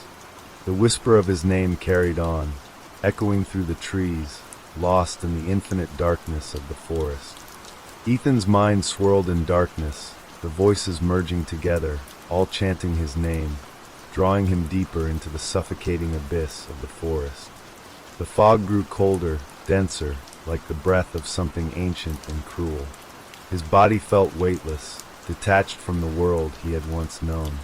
The earth beneath him seemed to vanish, leaving him suspended in a void where time had no meaning. His heart pounded in his chest, but the sound felt distant, as if it belonged to someone else. His limbs tingled with numbness, his skin prickling as if thousands of unseen hands were caressing him.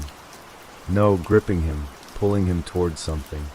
The whispers became clearer, sharper, the voices now individualized, each one distinct yet somehow familiar. They whispered things to him, names, promises, warnings, and calls to join them. He could feel the weight of the names, the souls, pressing against him, binding him to their fate. He gasped, trying to cry out, but his voice was swallowed by the all-encompassing fog. Instead, a name, his name, escaped his lips, not as a plea for help, but as part of the chorus, as if he were now one with them. He wasn't sure how long he had been lost in the fog. Hours? Days? Time no longer made sense. It felt as though he had always been here, in this space, this place where names went to die. "Ethan," a voice said softly, almost kindly. The voice wasn't like the others. It wasn't cold or detached. It was warm, familiar. Ethan's breath caught. He recognized the voice. "Mom," he whispered. The fog parted slightly, and he could make out a shadowy figure emerging from the mist. It was a woman, her form hazy and indistinct, but the voice, it was his mother's voice, the one he had longed to hear for years.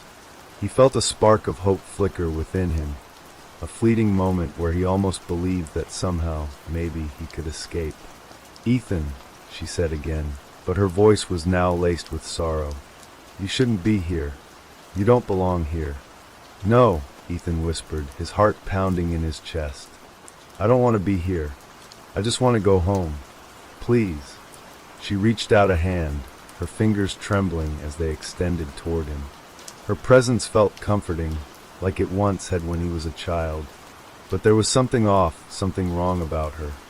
Her shape flickered and distorted, like a reflection in a cracked mirror. "You can't go home," she said softly. "Not anymore. You've already been claimed." Ethan took a step forward, his body moving on its own accord, as though the fog was pulling him toward her. But the moment he moved, the mist thickened, and he felt the weight of the forest pressing against him, like 1,000 unseen hands clutching at his skin, holding him back. "Why?" he begged, his voice breaking. "Why can't I leave?" "You are part of the forest now," she said, her voice growing fainter. "The names have claimed you, and you have become one of them. Your name is no longer yours to carry." Ethan reached out toward her, desperate, but the space between them stretched, the fog swirling tighter, pulling her figure further away. "No, please," he cried out, his voice full of panic. "I'm still me. I don't want to be forgotten." Her form flickered one last time before dissolving into the mist, leaving nothing but her voice behind. "You will be forgotten, Ethan, just like all the others." He fell to his knees, his chest heaving with a heavy weight of despair. The forest had claimed him. His name was no longer his own. The voices continued to whisper, louder now, all around him, as if the trees themselves were reaching into his mind, pulling out pieces of his very being. For a moment, Ethan fought against it, grasping for anything solid, anything to remind him of who he had once been. He clutched his hands to his head, shaking, trying to silence the voices, trying to break free from the forest's grasp. But then it all became clear. The whispers were his own thoughts, his own name. The names of others, yes, but they were all pieces of him. Every lost soul, every forgotten name, was part of the same eternal cycle. The forest fed on them, and they fed on each other. The whispers were not just from the trees. They were from within him. They were him. Ethan stood slowly, his body trembling, his mind slipping further away. He was no longer fighting. There was no fight left. The forest had consumed him, just as it had consumed all those who came before him. He had become one with it, one with the whispers, one with the endless cycle of the lost. His name would never be his again. It was the forest's now, just as the others' names were. Just as his mother's name was lost, and his father's, and everyone who had come before. The forest would whisper his name forever. Ethan felt a deep silence fill the space around him, a quiet so profound that it almost felt like a weight pressing on his chest. The mist still curled around him, but now it seemed to settle into place, as though the fog itself had taken on a more permanent form, a part of him. His breath steadied, his panic dulled, and a strange, hollow calm spread through his body. It was almost as if time itself had stopped. The forest no longer felt hostile, no longer felt like something that was trying to consume him. No, it was more like an old friend, an eternal presence that had always been there. He could almost hear its pulse, its slow rhythm, a heartbeat that had existed long before his own. His own thoughts seemed to fade, slipping away like falling leaves caught in the wind. The weight of his name, the weight of his identity, his past, his memories, began to dissolve. All that remained was a hollow echo, an empty space where he used to be. And then, through the silence, a faint whisper reached his ears.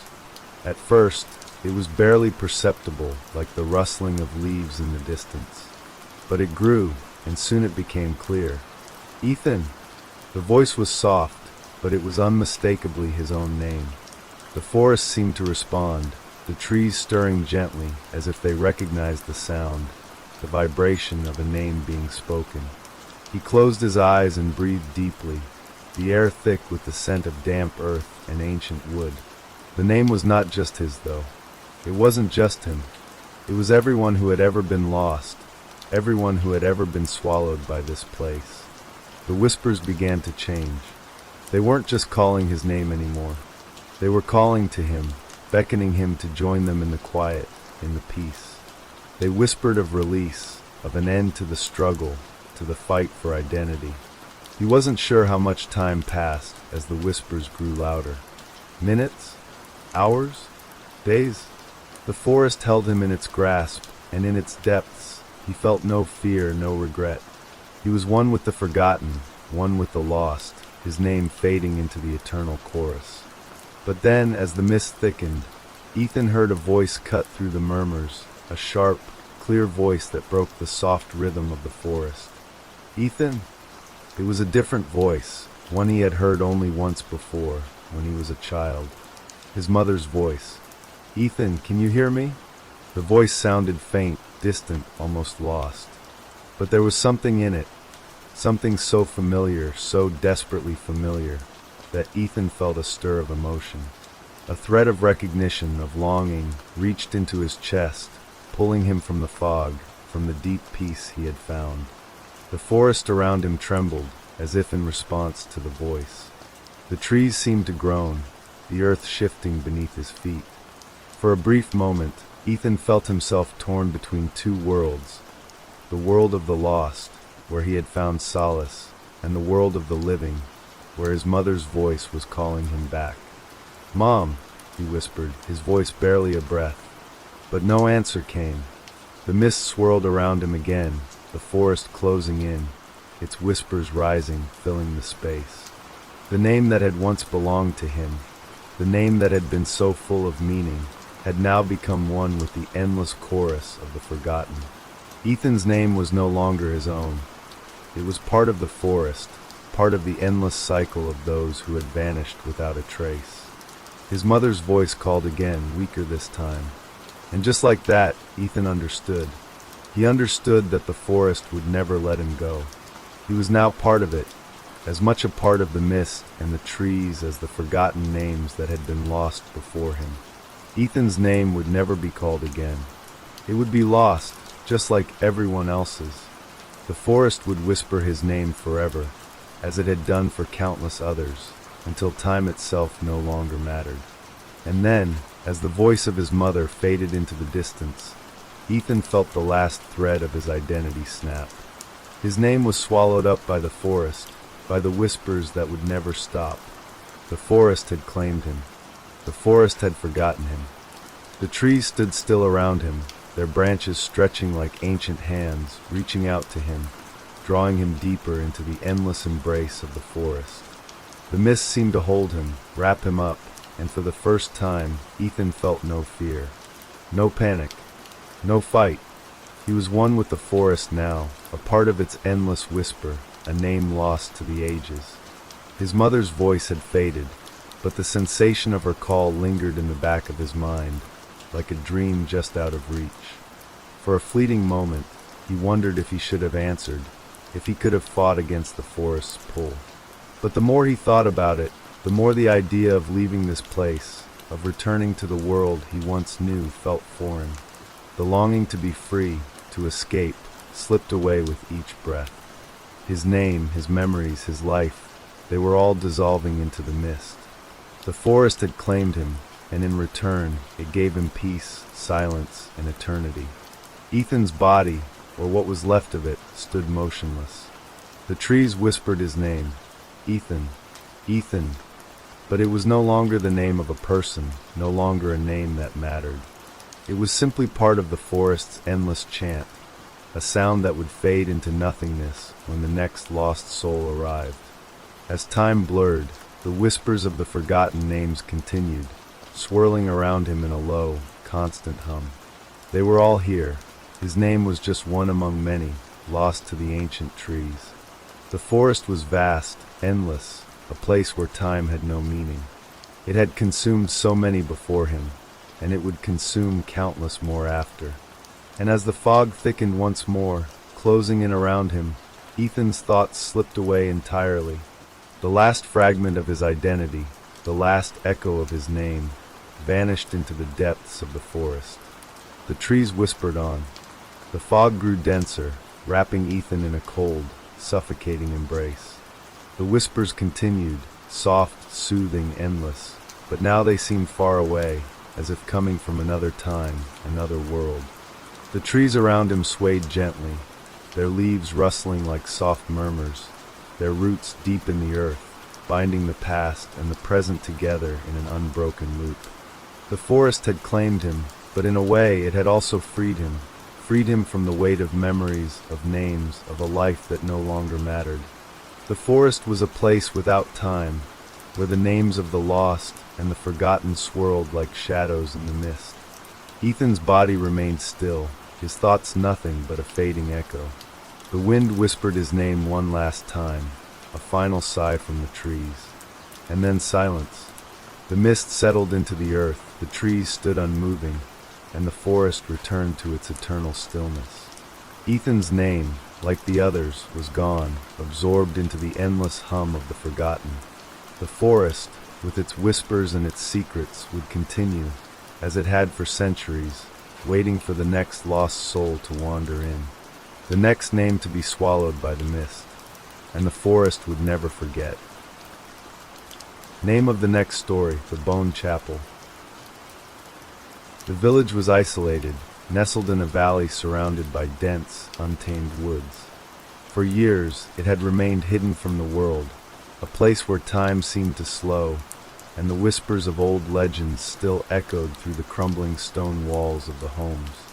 The villagers lived simple lives, tending to their farms and livestock, their eyes always on the distant mountains, where the sky was always shrouded in mist. No one spoke much about the chapel. It stood on the outskirts of the village, a forgotten relic that few ventured near. The chapel had been there for as long as anyone could remember, but its true purpose was a mystery. The villagers kept their distance, as if afraid that the very ground it sat upon might curse them. It was said that the chapel had been abandoned for centuries, its doors long sealed shut.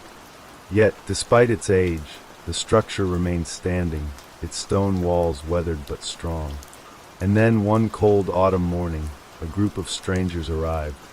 They were a team of archaeologists and historians, drawn to the village by rumors of a strange, ancient site hidden deep within the forest.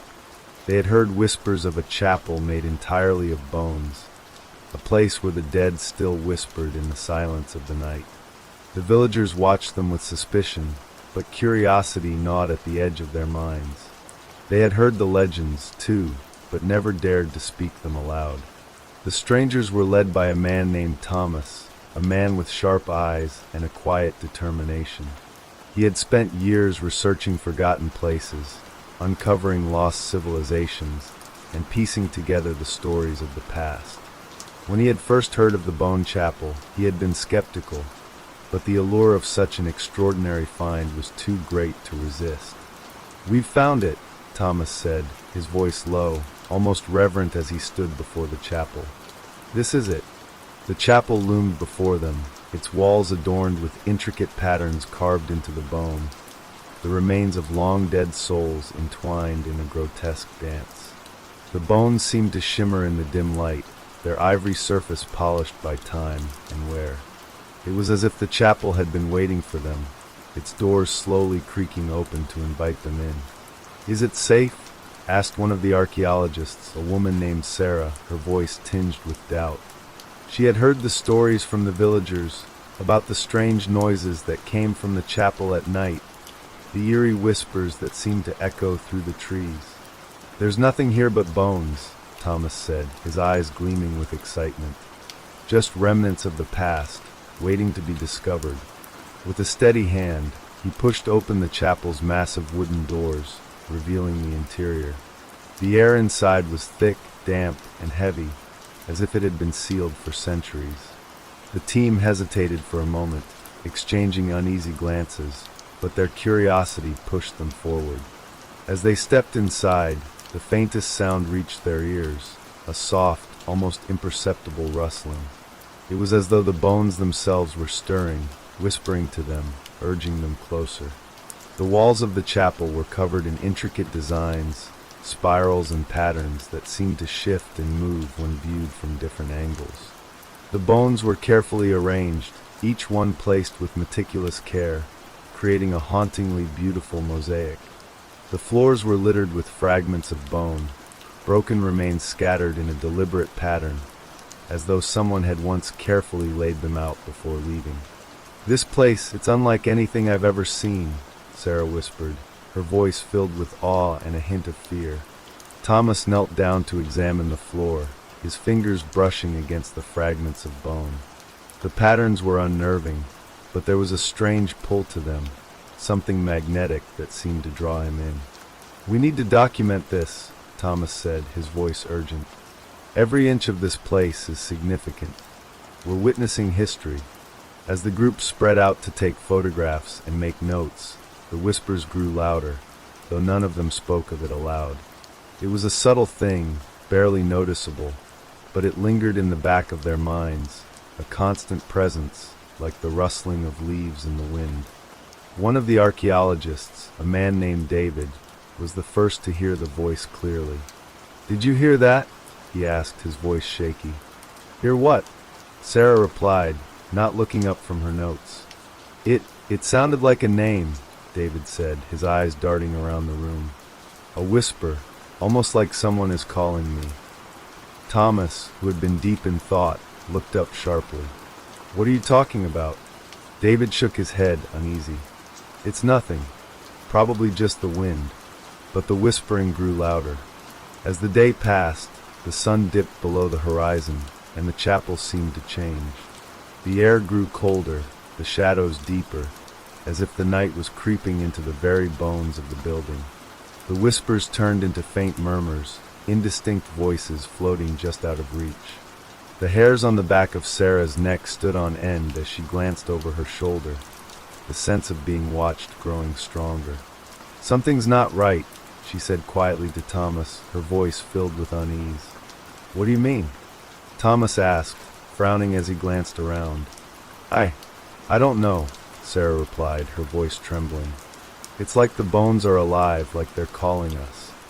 Thomas looked at her, his brow furrowed. "That's ridiculous. We're just hearing things. There's no such thing as—" A loud crack echoed through the chapel, cutting him off. The ground beneath their feet trembled, and the entire building seemed to shudder as if alive. The bones in the walls rattled, and for a moment, it felt as though the chapel itself was breathing. "Did you feel that?" David gasped, his face pale. Before anyone could respond, the whispering grew louder, more distinct. It was no longer just a soft murmur. It was a chorus of voices, overlapping, chanting something incomprehensible. "Help me! Join us! Forever!" The words seemed to echo through the chapel, reverberating in the walls, seeping into their very souls. "Did you hear that?" Sarah asked, her voice a mere whisper. "I heard it," Thomas said, his expression grim. It's saying our names." David's eyes went wide with terror. "My name! It's saying my name." The walls seemed to pulse with an unnatural energy, the bones shaking violently as though they were alive, their movements erratic, desperate. The sound of the whispers grew louder, more insistent, a cacophony of voices calling out for them to join them, to become part of the chapel's collection. "Leave now," Thomas shouted, his voice shaking with urgency. "We need to get out of here." But it was already too late. The floor beneath their feet cracked open, revealing a hidden passageway that seemed to go deep into the earth. A cold wind rushed up from the depths, carrying with it the scent of decay and death. The bones in the walls seemed to vibrate with an unnatural energy, the whispers growing louder, more insistent. The chapel was no longer just a building. It was a living entity, alive with the souls of the dead, calling for more to join its ranks. David was the first to run, his footsteps echoing through the chapel as he bolted for the door. But as he reached the entrance, the door slammed shut with a deafening crash, trapping them inside. The whispers became more frantic, desperate, as though the chapel itself was closing in on them, pulling them into its depths. "Please!" Sarah screamed, her voice filled with terror. "Help us!" But there was no escape. The bones began to move, shifting and twisting, reaching out with jagged, broken limbs. The chapel seemed to pulse with a life of its own, the walls closing in as the bones reached out to claim them.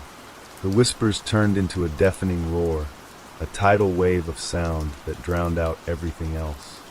And then, one by one, the archaeologists disappeared, their bodies becoming part of the chapel, their names lost to the whispers. The chapel stood silent once more, its bones still and unmoving.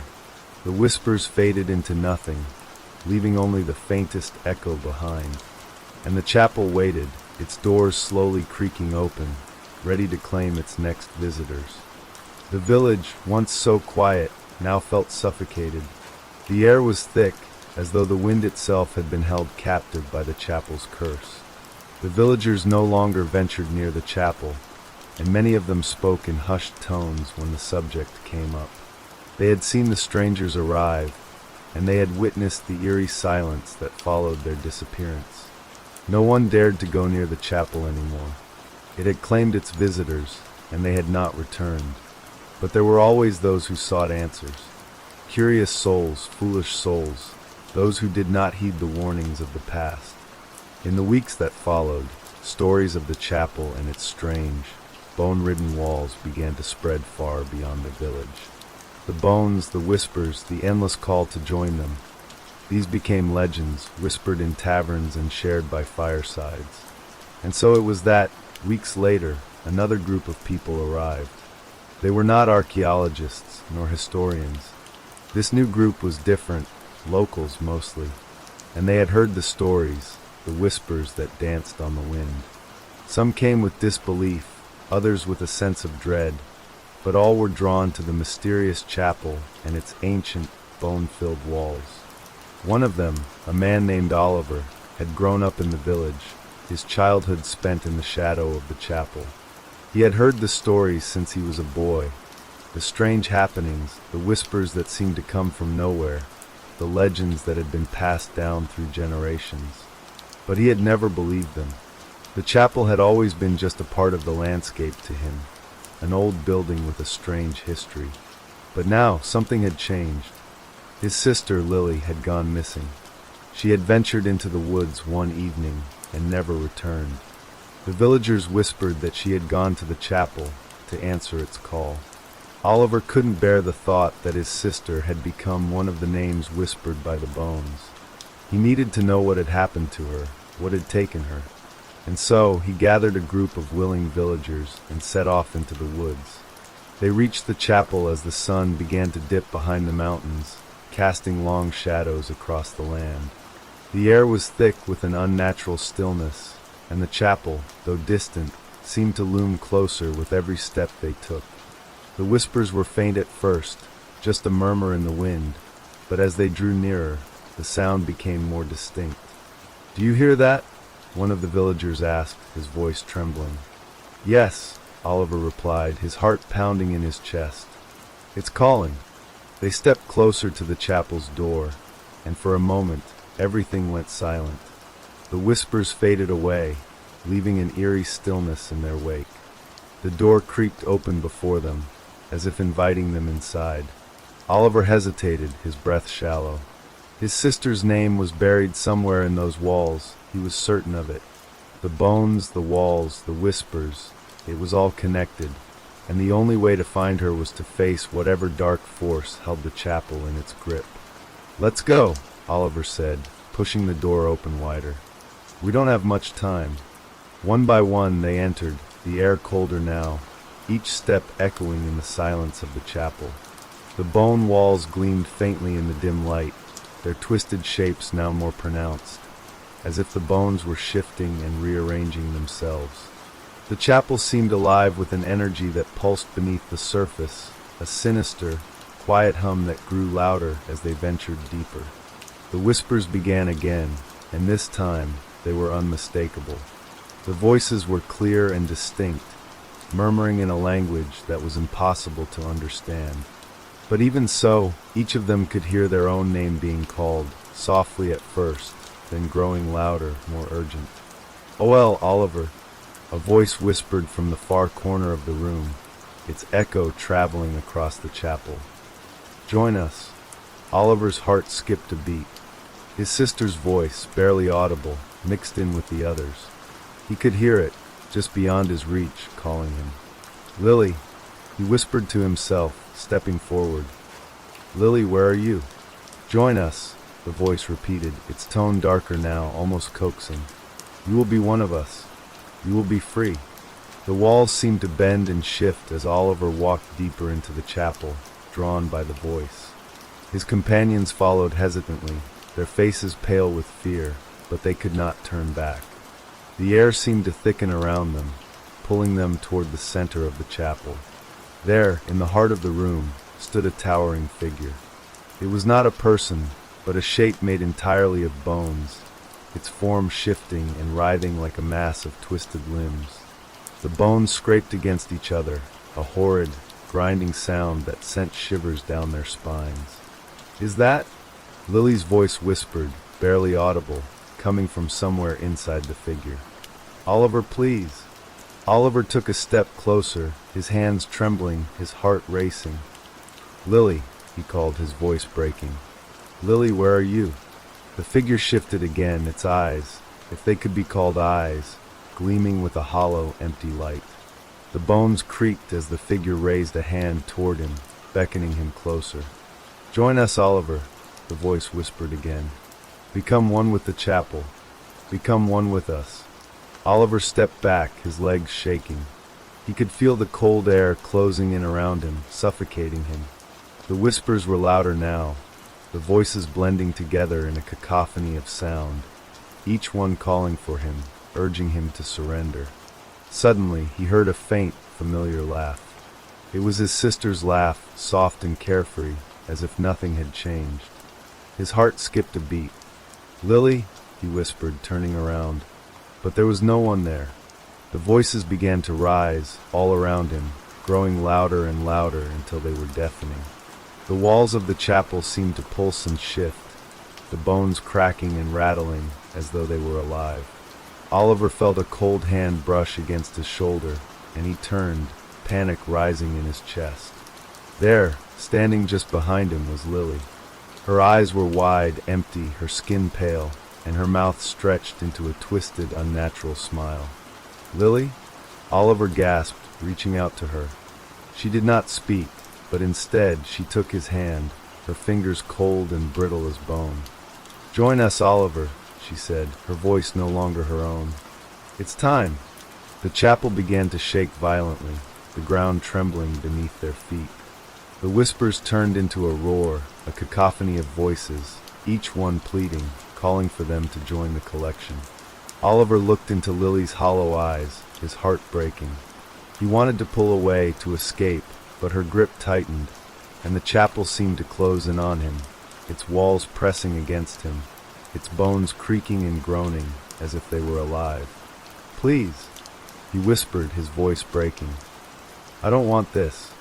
But Lily's grip was unyielding, and with a final, deafening roar, the chapel claimed him, pulling him into its dark heart, where the bones awaited, ready to add him to their collection.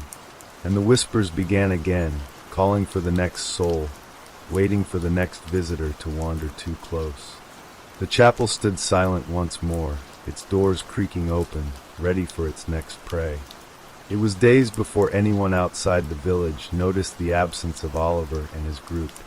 The village had returned to its quiet, forgotten existence. The wind still whispered through the trees, but there was a lingering chill in the air that wasn't there before. The villagers felt it, but no one spoke of it. They had learned to stay away from the chapel, to turn a blind eye to its eerie presence. The stories of those who had entered and never returned were enough to silence any further curiosity. However, a strange unease settled over the nearby towns, and rumors began to spread. Some said the chapel had claimed another group. Others whispered that the bones within had moved, changed their positions as if they were alive. But no one ventured near. The fear of the bone chapel was too great. And yet, curiosity, that dangerous force, still found its way to the village. A few weeks later, a young historian named Daniel arrived, determined to uncover the truth about the chapel and its origins. He had heard the rumors, of course, but he wasn't one to believe in superstitions. He was a man of reason, a scholar of the old and forgotten, and he believed there was always an explanation for everything. He spent his first few days in the village, talking to the locals, but no one would speak of the chapel openly. When he asked directly, they either turned away or muttered half-hearted warnings. Frustrated but not deterred, Daniel decided to investigate on his own. That evening, just as the sun dipped below the horizon, Daniel set off toward the chapel. He had a small lantern with him, the soft glow casting long shadows over the forest path. The trees seemed to close in around him as he walked deeper into the woods, their branches creaking like old bones in the wind. The air grew colder, and a strange silence settled over the path. When he reached the chapel, it was just as the villagers had described, tall, imposing, and made entirely of human bones. The bones gleamed in the dim light of his lantern, their shapes grotesque and unnatural, arranged in twisted patterns that seemed to shift before his eyes. The chapel stood silent, but there was a feeling in the air, an oppressive presence that made Daniel's skin crawl. Ignoring the gnawing fear in his gut, he stepped forward, pushing open the heavy door. It creaked on its hinges, sending a shiver up his spine. As he entered, the temperature seemed to drop even further. The bones within the chapel shimmered faintly in the dim light, casting eerie shadows against the walls. Daniel couldn't help but marvel at the architecture. The bones, though unsettling, were a testament to some unknown craftsmanship, a design that defied reason. The walls were lined with skulls, ribs, and femurs, arranged with an artistry that should have been impossible. Yet here it was. The bone chapel, as strange and horrifying as it was, had an undeniable beauty. But that beauty quickly turned to dread as Daniel ventured deeper into the chapel. The air grew heavy, pressing against him, and the floor beneath his feet seemed to shift with each step. His heart began to race, but he told himself it was just the isolation, the claustrophobia of the place. There had to be a logical explanation for all of this. Then he heard it, a soft whisper, so faint he almost thought it was the wind. But it wasn't. He froze, listening. The whisper came again, closer this time, as if the chapel itself was speaking to him. Daniel, Daniel. His breath caught in his throat. His name. The whisper sounded like his own voice, but it was warped, twisted. He turned quickly, expecting to see someone behind him, but there was no one. The chapel was empty, silent except for the faint rustling of bones shifting in the walls. He stepped back, the hairs on the back of his neck standing on end. "Who's there?" he called, trying to steady his voice. No answer came, but the whispers continued, growing louder, more urgent. "Join us, Daniel. Join us." Daniel's heart began to race. He could feel a coldness creeping into his bones, an unnatural chill that made his skin prickle with fear. The whispers came from all directions now, swirling around him like a storm. He stumbled backward, his lantern shaking in his hand as he tried to make sense of what was happening. "Leave me alone," he shouted, his voice cracking. "I'm not afraid of you." But the voices only grew louder, more insistent, the whispers twisting and warping into something darker, more sinister. "Join us," they crooned, the sound becoming a chorus of countless voices. "Be one with us. You belong here." Daniel's mind raced. He had heard the stories, yes, but he had never believed them. He had never thought that the chapel could have such power. But now, as the voices grew in volume, as the air thickened with the presence of something ancient and malevolent, he began to understand. The bones were alive, not just in a physical sense, but in some twisted spiritual way. They weren't just remains, they were vessels, collecting souls, feeding off them, trapping them in the chapel forever. "Help!"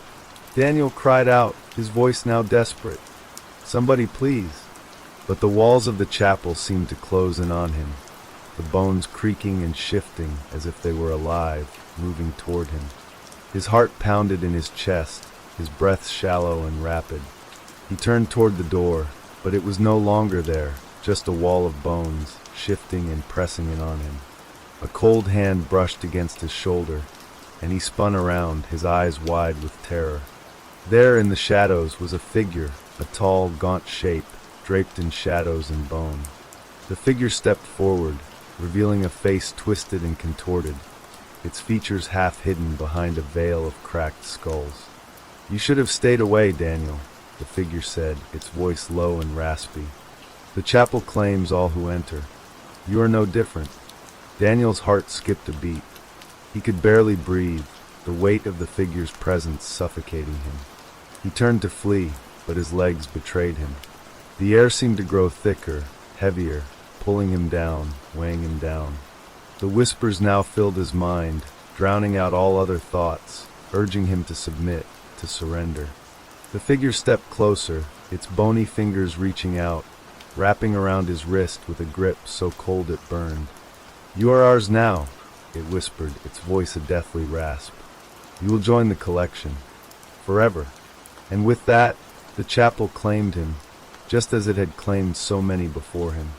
In the village, no one noticed his absence at first. It was only when the whispers began to spread, creeping through the woods, carried on the wind, that the villagers knew. They had heard it before, that faint whisper carried in the trees, and they knew deep down that another soul had been claimed by the bone chapel. And as the moon rose over the village, the chapel stood silent once again, waiting for the next curious soul to wander too close, to listen to the whispers, and to become part of the collection. Name of the next story: The Shadow Train. The night was darker than usual, a heavy blackness that seemed to cling to everything. The town of Aberton had always been a quiet place, a forgotten stop along an old rail line that had long since lost its purpose. The trains had stopped running decades ago, and the once bustling station was nothing but an overgrown ruin. The only sounds in the dead of night were the wind rustling through the weeds and the occasional rustle of small creatures moving through the underbrush. But tonight was different. Lena had always lived in Aberton, though she had never paid much attention to the trains. She was a young woman with few friends and an unremarkable life, stuck in a town that seemed to be stuck in time. The only thing that ever changed in Aberton was the weather, and even that felt routine. Life was predictable, safe, and boring. That night, however, Lena felt an inexplicable pull. She wasn't sure what it was, but the air was thick with something heavy, something she couldn't place. She stood at her window, staring out at the tracks, the rails glistening faintly in the dim moonlight. For a moment, she wondered if she should go back to bed, but something kept her rooted to the spot. Something was calling to her from out there, from the shadows. And then she heard it, the unmistakable sound of a train's whistle. Lena's heart skipped a beat. The tracks hadn't been used in decades, and there was no way a train could be running. She tried to dismiss it, to convince herself it was just her imagination playing tricks on her. But the sound grew louder, closer, unmistakable. She grabbed her jacket and ran out the door, her breath misting in the cold air. The station was only a short walk away, though she hadn't been there in years. When she arrived, her eyes widened in disbelief. The train tracks, which had been rusted and abandoned, were now as clear and pristine as if the trains had been running just yesterday. The rails gleamed under the pale light of the moon, and standing on the platform was a sleek, black train that seemed to shimmer in the night. It was an odd sight, one that felt wrong.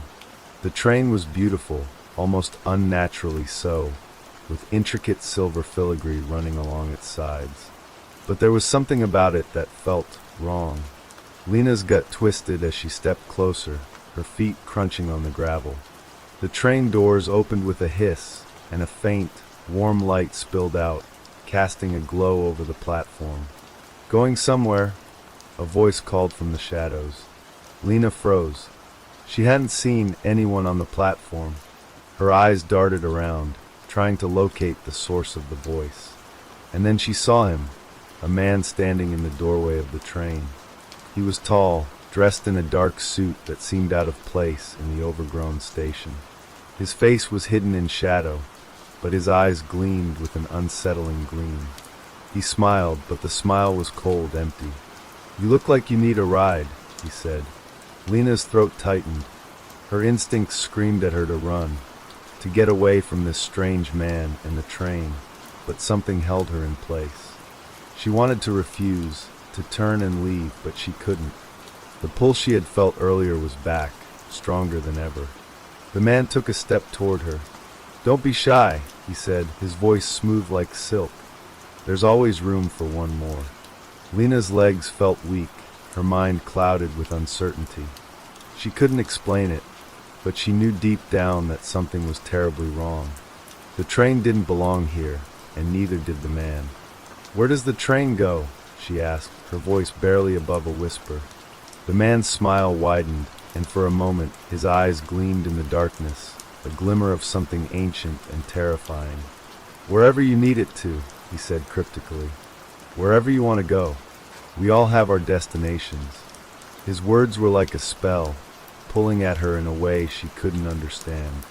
There was something in his gaze, something that made her feel as though she could trust him, even though every part of her screamed to run. The train's door remained open, the light spilling out, beckoning her inside. She felt as though the darkness around her had thickened, the shadows closing in. And then she made the choice. Lena stepped forward. As soon as she did, the man's smile faded, replaced by something else, something far darker. But it was too late for her to turn back now. She was already in the grip of something beyond her comprehension. The door closed behind her with a soft thud, and the train began to move. The whistle echoed through the night, a haunting sound that seemed to reverberate in Lena's chest. Inside, the train was unlike any she had ever seen. The walls were covered in dark velvet, the seats plush and comfortable, with golden trim running along the edges. There was no sign of any other passengers. The air was thick, heavy with a scent of something metallic, something familiar yet unsettling. Lena took a seat by the window, her heart pounding in her chest. Outside, the landscape rushed by in a blur, though the town she had just left behind was nowhere to be seen. It was as though the train was moving through some other world, a place far removed from the one she knew. The man who had welcomed her aboard appeared beside her. He sat down across from her, his eyes fixed on hers.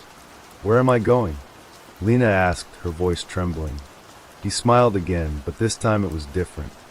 It was a smile that didn't reach his eyes. "To the place where lost things go," he said softly. "To the place where the desperate find their final rest." Lena felt the coldness in his words seep into her bones.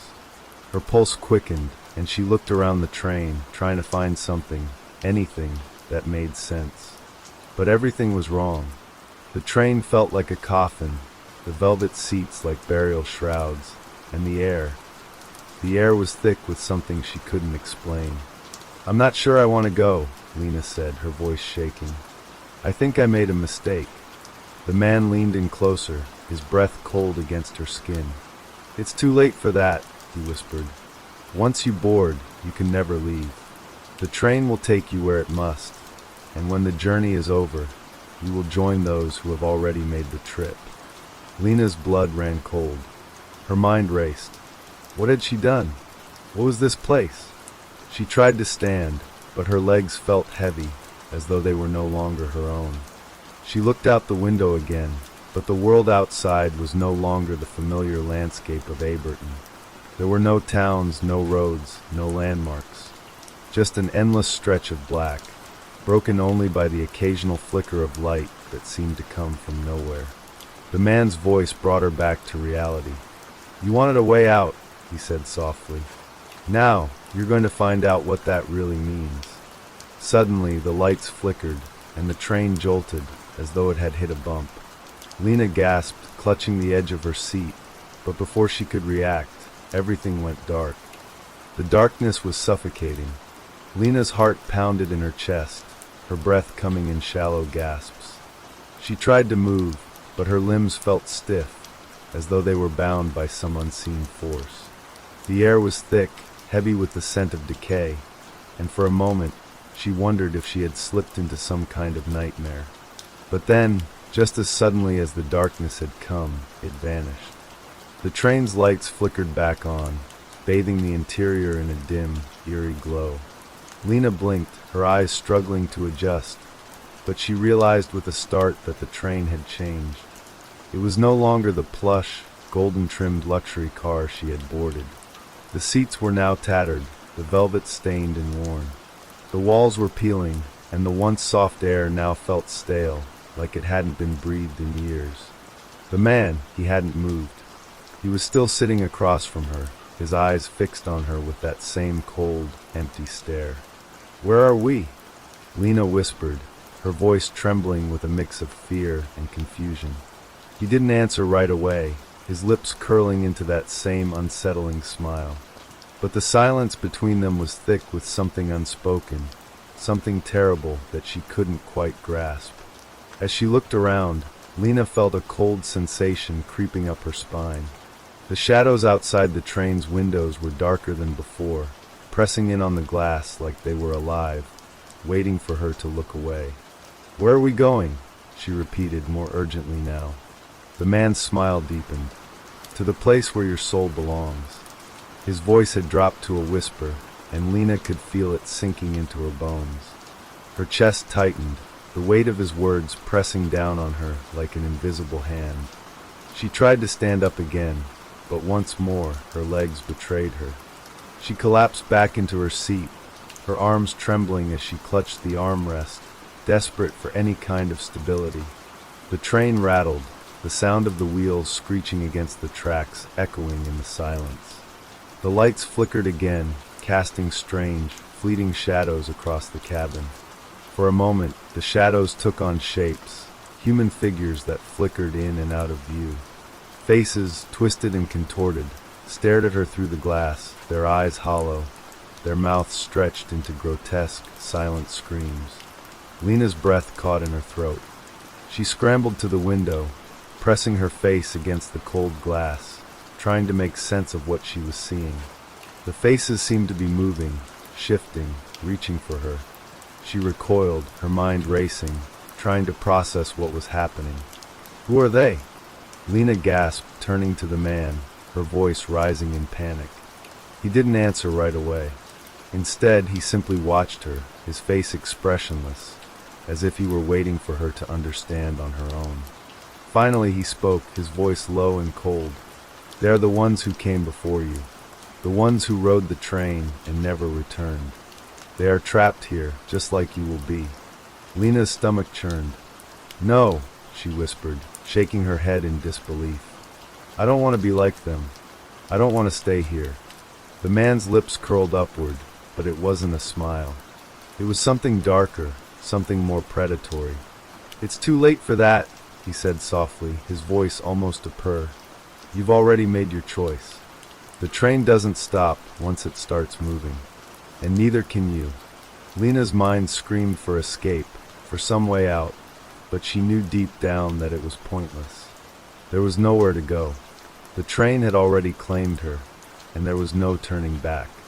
She turned back to the window, trying to ignore the faces outside, the eyes that seemed to follow her every movement.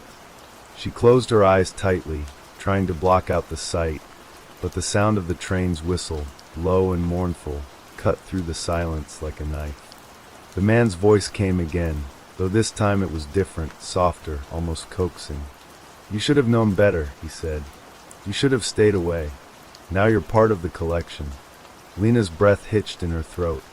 The words made her feel sick, and she clutched her stomach as nausea rolled over her. She wanted to scream, to beg, to plead for mercy, but she knew it wouldn't do any good. The train was taking her somewhere beyond her understanding, and she had no choice but to go along for the ride. As the train rumbled on, the atmosphere inside grew colder. The dim light from the overhead fixtures flickered sporadically, casting long, stretching shadows that seemed to move of their own accord. The air grew thick and heavy, and Lena felt an overwhelming sense of dread settle deep within her chest. Suddenly, the train screeched to a halt. Lena's body jerked forward, and she nearly slammed into the seat in front of her. The man, however, didn't seem disturbed by the sudden stop. He remained calm, his eyes never leaving hers, as if everything were going according to some unspoken plan. Lena's pulse quickened. She looked around in panic, searching for any sign of where they had stopped. She leaned forward, peering out of the window, but all she could see was darkness. There were no buildings, no trees, no landmarks of any kind, just an endless, black void that stretched out beyond the reach of the train's headlights. "What's happening?" Lena asked, her voice barely a whisper. The man's gaze softened, though the glimmer of malice still danced behind his eyes. "We've arrived," he said simply. Lena's heart raced. "Where?" she asked, her voice trembling. The man turned his gaze toward the door at the far end of the car. "Come and see for yourself," he said. A sense of foreboding filled her chest, but Lena stood, unable to resist the compulsion to move forward. Her legs were shaky, but she forced herself to walk, step by step, toward the door. When she reached it, the man was already there, his hand resting on the handle. He opened the door with a slow, deliberate motion, and the sound of it seemed to echo in the silence. Beyond the door was a vast emptiness. The train platform was bathed in an eerie, dim light, but it wasn't the light of the world Lena knew. It was a cold, unnatural glow that seemed to come from nowhere. The air was thick and oppressive, and the ground beneath her feet felt wrong, like it was pulsing with some unseen force. "You're here," the man said, his voice soft and final. Lena stepped off the train, her body trembling with fear. She looked around, but there was nothing. No town, no sky, just a vast, empty space stretching out in all directions. "Where is everyone?" Lena asked, her voice shaking. The man's lips curled into a thin smile. "They're all here," he said. "All the souls who never left. They're waiting for you." Lena's breath caught in her throat as she turned to face him. The realization hit her like a punch to the gut. "No," she whispered, her voice barely audible. The man's smile widened. "Yes," he said. "You are now one of us." Suddenly, Lena felt a pull, a tugging sensation deep inside her chest. She looked around frantically, but the landscape remained the same, empty, desolate, and cold. The faces of those who had boarded before her began to appear in the shadows, their hollow eyes staring at her from the corners of her vision. Lena opened her mouth to scream, but no sound came out. The man stepped closer to her, his voice low and soothing. "Welcome to the shadow train," he said. "Now you'll never leave." The coldness of the air wrapped around Lena like a thick, suffocating blanket, pulling her deeper into the void that surrounded the train station. Her body trembled, but it wasn't just from the cold. It was the oppressive sense of inevitability that had settled over her. The train had come to a stop, but she realized now that the journey was far from over. In fact, it had only just begun. The man, still standing by the train, seemed unchanged. His eyes gleamed with something terrible, something ancient. His presence felt like a weight pressing down on her chest, making it hard to breathe, hard to think. He watched her, his lips curling into that unsettling smile. "You're afraid," he said, his voice soft but piercing. "And you should be." Lena's throat felt tight, and she forced herself to swallow. She could feel the presence of those who had come before her, those souls lost to the train's curse, their eyes lingering on her from the dark corners of the station. She could almost hear their whispers, though no words were spoken aloud. The silent pressure of their gaze pressed down on her, and she wanted nothing more than to escape, to run back to the train and pretend this had never happened. But her legs were rooted to the ground, as if something unseen held her in place. The man stepped forward and Lena flinched, instinctively backing away. But there was nowhere to go. The train loomed behind her, the shadows stretching like long, bony fingers. The man's shadow, tall and dark, stretched across the ground, stretching impossibly long, as though it was trying to swallow her whole. "Where are we?" she finally managed to ask, her voice hoarse. The man didn't answer immediately. Instead, he looked around, as if savoring the moment. His eyes glinted, and for a moment, Lena felt like she was being sized up, like she was nothing more than prey. His gaze shifted back to her, and his lips parted in that same, terrifying smile. "We are between worlds," he said, his voice low and gravely. "This place is not part of the living world. It is not part of the dead world either. It is a place in between, a space where lost souls roam." Lena's stomach lurched. She felt dizzy, lightheaded, and for a moment, the ground beneath her feet seemed to tilt. She staggered, but caught herself on the train's frame. Her vision blurred, and she had to blink rapidly to clear it. The man's voice came again, this time with an unsettling calmness. "This is where we bring those who board the train. This is where they remain." Lena looked around again, her eyes darting from one dark corner to the next. The shadows seemed to shift, to twist with life of their own. And then she saw them, the faces. At first, they were vague, like blurry impressions in the darkness. But as her vision adjusted, the faces began to come into sharper focus. Faces of men, women, and children, all staring at her, their eyes hollow, their mouths twisted in silent screams. She gasped and backed away. "What are they? Who are they?" The man didn't answer right away. Instead, he gestured toward the shadows. "They're the ones who came before you. They are the souls who rode the train and never left. They are the collection, the ones who've been claimed by the shadow train." Lena's mind was reeling. She could feel the walls closing in around her, the pressure growing heavier with each passing moment. Her heart beat wildly in her chest as she turned to the man. What happens to us? What happens to me?" The man's smile stretched wider. "You will stay here with us. You will become one of them. A part of the collection, a part of the train. You will ride the rails with us forever. There is no escape." Lena's knees buckled, and she collapsed to the ground. Her breath came in short, panicked bursts. No, I can't stay here," she cried. "Please take me back. I want to go home. I want to. Home." The man's voice was sharp, and for a moment his smile faltered. "There is no home for you anymore, Lena. You chose the train. You chose to ride it, and now it is your fate." The shadows around them seemed to shift again, and Lena felt a cold, clammy sensation wrap around her limbs.